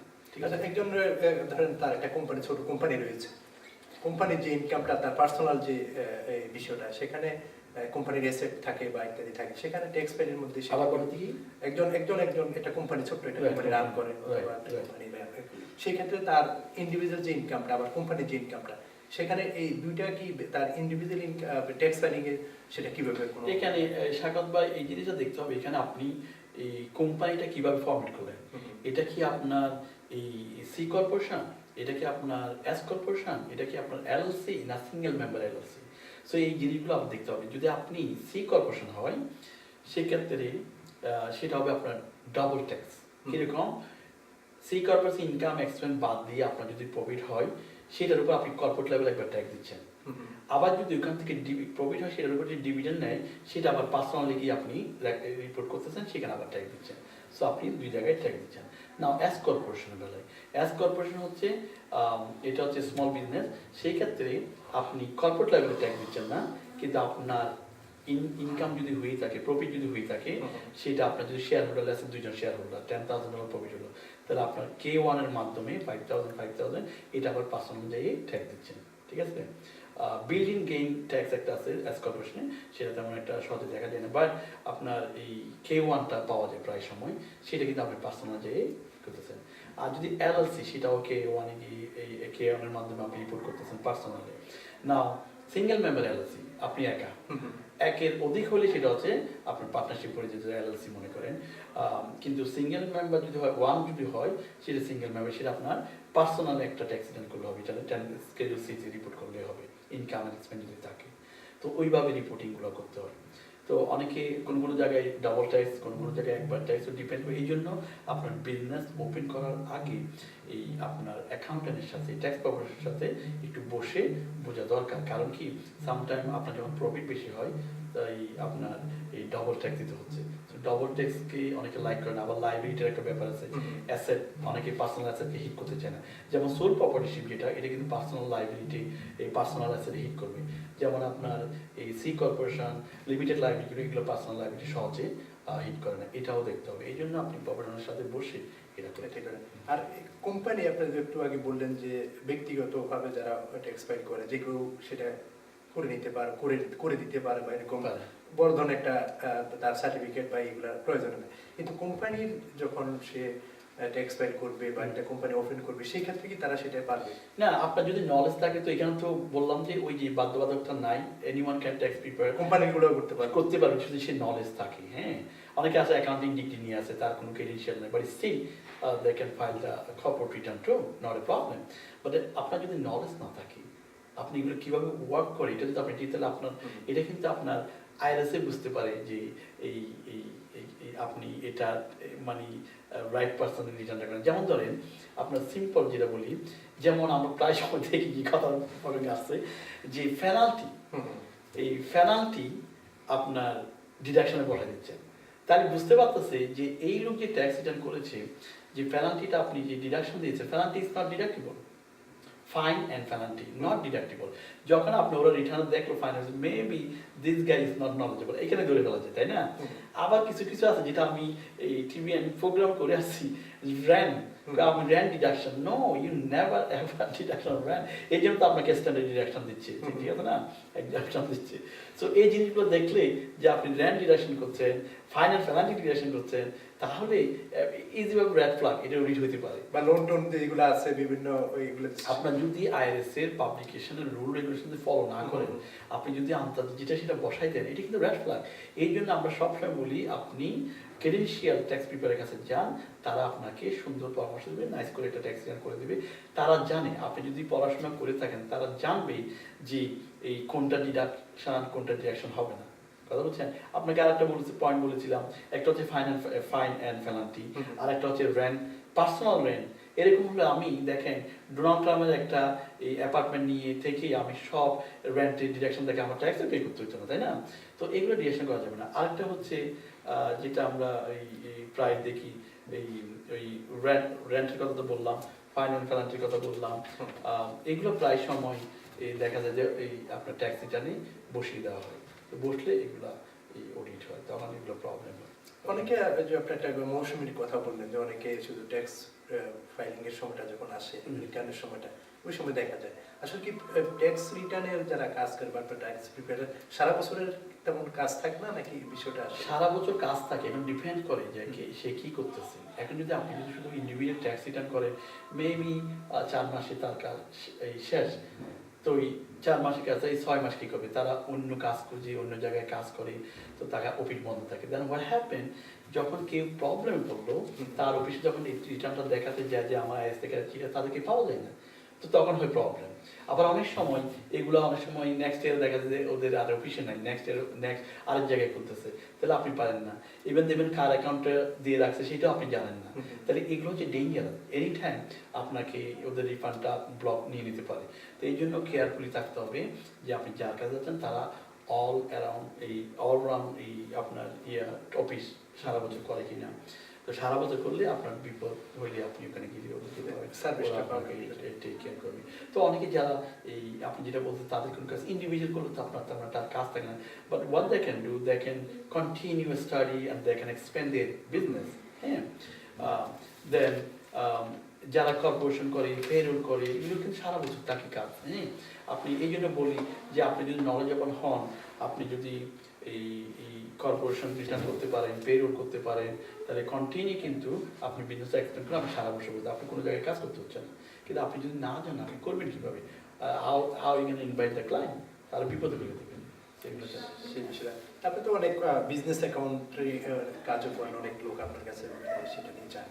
তো আমাদের বাঙালি কমিউনিটি কিন্তু দেখা যায় যে অনেক কর্পোরেশন খোলে, অনেক স্টোর খোলে, অনেক রেস্টুরেন্ট খোলে, কিন্তু কিছুদিনের মধ্যে আবার সেটা বন্ধ হয়ে যায় বা ব্যবসাটা সফল হয়ে যায়। এই বিষয়টা আসলে আপনার নলেজ? এই বিষয়টা হচ্ছে প্ল্যানিং নাই। আপনার যদি প্ল্যানিং না থাকে তাহলে আপনি সুন্দর কিছুদিন গেলে আপনি বিজনেস করতে পারবেন না। আরেকটা হচ্ছে যে আপনি ওইটার মধ্যে আপনার আছে কিনা, আপনার এই নলেজ আছে কিনা, ওই যে বিজনেসটা করবেন এই বিজনেসে আপনি কতটুকু এক্সপার্টিস, আপনার এখানে কি ইনভেস্ট করতেছেন, আপনি এগুলো ক্যালকুলেশন করছেন কিনা। অনেক সময় প্ল্যানিং ঠিক না থাকার কারণে বন্ধ হয়ে যায়। আরেকটা জিনিস যেটা প্রবলেম আমরা দেখি সবসময় পার্টনারশিপের ব্যাপারটা। বড় বড় এলএলসি গুলা, সি কর্পোরেশনগুলা, এগুলো কিন্তু আমেরিকানরা পার্টনারের মাধ্যমে, শেয়ার হোল্ডারের মাধ্যমে করে থাকে। ইয়েস না? সো এরা যদি করতে পারে বছরের পর বছর বিগ বিগ কোম্পানিগুলো, তাহলে আমাদের কমিটির লোকের, কারণ বিকজ কমিটির লোক কি করে, পেপার ওয়ার্ক করে না। পেপার ওয়ার্ক না করে বলতে ওকে আমি বিজনেস পার্টনার, আমি ক্যাশ এত টাকা দিলাম, আমি এত টাকা নিব, কোনো পেপার ওয়ার্ক নেই। এই জন্য এই প্রবলেমগুলো হয় অল্প সময়ের মধ্যে, পার্টনারের মধ্যে আপনার এই প্রবলেমগুলো হয়ে এই বিজনেস ক্লোজ করে দেয়। ও আসে না, ও করে, ও এইভাবে করে বিজনেসটা ক্লোজ হয়ে যায়, ঠিক মতো বিজনেসটা সুন্দর করে রান করতে পারে না। এগুলো অনেক প্রবলেম দেখা যায়। আসলে আমাদের সময় একবারে আমরা আসলে শেষ পর্যায়ে, আমরা তো অনেক বিষয়ের উপরে আমরা কথা করার চেষ্টা করছি আমরা আমাদের দর্শকদের উদ্দেশ্যে। তো আপনার এই অভিজ্ঞতা থেকে যদি বিশেষ করে বাঙালি কমিউনিটিকে কি কি পরামর্শ দেবেন? ধন্যবাদ শাকাওয়াত ভাই। আমি যেটা বলতে চাই, এই একটা অ্যাকুরেট ট্যাক্স রিটার্ন করার জন্য আপনার এই অ্যাকুরেট ইনফরমেশন, অ্যাকুরেট রেকর্ড দরকার। এই রেকর্ডটা মাস্ট ট্যাক্স রিটার্ন করার আগেই আমাদের কাছে আনতে হবে, ট্যাক্স পেপারদের কাছে নিয়ে যেতে হবে। এটা একটা। 2 নম্বর হচ্ছে আপনার এই ক্রেডেনশিয়ালদের কাছে আপনি ট্যাক্স রিটার্ন করবেন যারা আপ টু ডেট। আমি বলি না যে আপনার সিপিএ, অ্যাটর্নি, ইন্ডোরের কাছে যাইতে হবে, কিন্তু আনইনরোলড পিপল যারা হচ্ছে এই অ্যানুয়াল ফাইলিং সিজন প্রোগ্রাম যারা আপ টু ডেট আইআরএসের ডাটাবেসে তাদের নাম পাবেন। আপনি irs.gov নিউজে ক্লিক করলেন, ওখানে কীভাবে এই ট্যাক্স পেপার চুজ করবেন, ওখানে ক্লিক করলে আপনি আপনার এই ট্যাক্স পেপার ইনফরমেশন পেয়ে যাবেন জিপ কোডের মাধ্যমে, নামের মধ্যে। ওগুলো দেখে আপনি ট্যাক্স পেপারের কাছে যাবেন ট্যাক্স ফাইল করার জন্য। মৌসুমি যেগুলো, ওগুলো আপনি ট্যাক্স রিটার্ন করতে পারেন, কিন্তু বিপদ হলে আপনার যদি অডিট হয় আপনার প্রবলেম হচ্ছে, তো ওগুলো অ্যাভয়েড করার জন্য আমরা বলি। আর আপনার ট্যাক্স রিটার্নটা আপনি সবসময় একটু দেখে সাইন করবেন, মেক শিওর যেন আপনার অ্যাকাউন্টটা অ্যাকুরেট। অনেক সময় অ্যাকাউন্ট ভুল দেওয়া হয়, এই জন্য মেক শিওর আপনি এগুলো আমাদের থেকে এই অ্যাডভাইস থাকলো। আর বিজনেসের জন্য যারা বিজনেস ওপেন করতে চায় তারা যেন ঠিকমতো প্ল্যানিং করে এবং অ্যাকাউন্টেন্টের সাথে বুঝে এই আপনার যেন ফর্মেশনটা, মানে আপনার এই কর্পোরেশনটা ফর্মেট করে থাকে, এই অ্যাডভাইসটা থাকলো। আর যে ট্যাক্স রিফর্ম সম্পর্কে যদি, যেটা আগামী বছর থেকে প্রভাব ফেলবে, সেই বিষয়টা নিয়ে ট্যাক্স এই ডোনাল্ড ট্রাম্পের যেটা ট্যাক্স এই রিফর্ম, সেটা হচ্ছে এই বছর প্রভাব ফেলবে না, এটা আগামী বছর প্রভাব ফেলবে। কিন্তু ল অলরেডি এটা শুরু হয়ে গেছে, যেটা হচ্ছে আপনার যত রকম এস্টিমেট ট্যাক্স, তারপরে বলেন উইথহোল্ডিং ট্যাক্স, এগুলো কিন্তু এখন চলতেছে। আইন কিন্তু পাশ হয়ে গেছে, আইন কার্যকর প্রেসিডেন্ট যখন সাইন করতে তখন কার্যকর, কিন্তু ট্যাক্সে প্রভাব ফেলবে না এই বছর, নেক্সট এটা প্রভাব ফেলবে। এই ক্ষেত্রে কি পরামর্শ আপনার? এই ক্ষেত্রে যারা যারা আইটেমাইজ করতো আগে, তাদের ব্যাপারগুলা করতে হবে, খেয়াল রাখতে হবে, কারণ এখানে $10,000 ক্যাপ করে দেওয়া হচ্ছে যারা property tax, state tax, city tax এইগুলো দিয়ে আসতেছে। এইগুলো 10,000 টাকা যেতে নিতে পারবেন না, সেই জন্য আপনার যদি এস্টিমেট ট্যাক্স পে করতে হয়, এখন থেকে আপনি চার কোয়ার্টারে এস্টিমেট ট্যাক্স পে করবেন। এবং অলসো সেলফ এমপ্লয়ীদের জন্য এস্টিমেট ট্যাক্স পে করা জরুরি, এটা বলা দরকার। সেলফ এমপ্লয়ি ট্যাক্স, কারণ আপনি জানেন আপনি যদি সিঙ্গেল হন, আপনি বছর শেষে ট্যাক্স ফাইল করবেন, সেক্ষেত্রে আপনার ব্যালেন্স ডিউ হতে পারে, সেটা আপনার পে করতে হবে। সেই জন্য একবারে পে না করে, কারণ এখানে 3টা পেনাল্টি, ফেলার টু পে পেনাল্টি, ফেলার টু ফাইল পেনাল্টি, ফেলার টু এস্টিমেট ট্যাক্স। এগুলো এড়ানোর জন্য আপনি কোয়ার্টারলি ফাইল করবেন। একটা হচ্ছে এস্টিমেট ট্যাক্স, যেটা হচ্ছে 1040 ES এর মাধ্যমে আপনি পে করতে পারেন কোয়ার্টারলি। সেটা হচ্ছে একটা হবে আপনার এপ্রিলের 15 তারিখ, আরেকটা হবে জুনের 15 তারিখ, আরেকটা হচ্ছে সেপ্টেম্বর 15 তারিখ, আরেকটা হচ্ছে জানুয়ারির 15 তারিখ। এই 4টা ভাগে যদি আপনি ট্যাক্স পে করে দেন, তাহলে নেক্সট ইয়ার যখন ট্যাক্স ফাইল করতে আসবেন আপনি অলরেডি পে হয়ে গেছে, আপনার পেনাল্টি থাকলো না। সেগুলো আমার মনে করি স্পেশালি সেলফ এমপ্লয়ীদের ব্যাপারে এটা খুব জরুরি। তো আমরা তো অনেক বিষয়ে কথা বলার চেষ্টা করেছি, এর মধ্যে যদি আমাদের যারা দর্শক আছে তাদের যদি কোনো প্রশ্ন থাকে আপনার সাথে কিভাবে যোগাযোগ করবে? ও তারা যদি আমার সাথে পার্সোনালি যোগাযোগ করতে চায়, আমি হচ্ছে কর্ণফুলি ট্যাক্সের president and CEO and IRS ইন্দ্রজেন। আর আমি আমার ওখানে ওরা karnafullytax.com, ওখানে গেলেও পাবি। আর আমাদের অফিস নাম্বার, আমাদের অ্যাডভার্টাইজ আছে বিভিন্ন নিউজ পেপারে এবং টিভিতে অলসো, ওখানে পেতে Karnafully Tax সার্ভিস। এবং ওয়েবসাইটে আছে, ফেসবুকে আছে karnafullytax.com এবং karnafullytax/Facebook, ওখানে গেলেও আমাদের। ফোন নাম্বার যদি? ফোন নাম্বার হচ্ছে 718-205-6040। আসলে আপনাকে অনেক ধন্যবাদ আমাদেরকে সময় দেওয়ার জন্য। প্রিয় দর্শক, আমরা এখানে শেষ করে, ভালো থাকবেন, সুস্থ থাকবেন এবং UsaNewsOnline এর সাথে থাকবেন।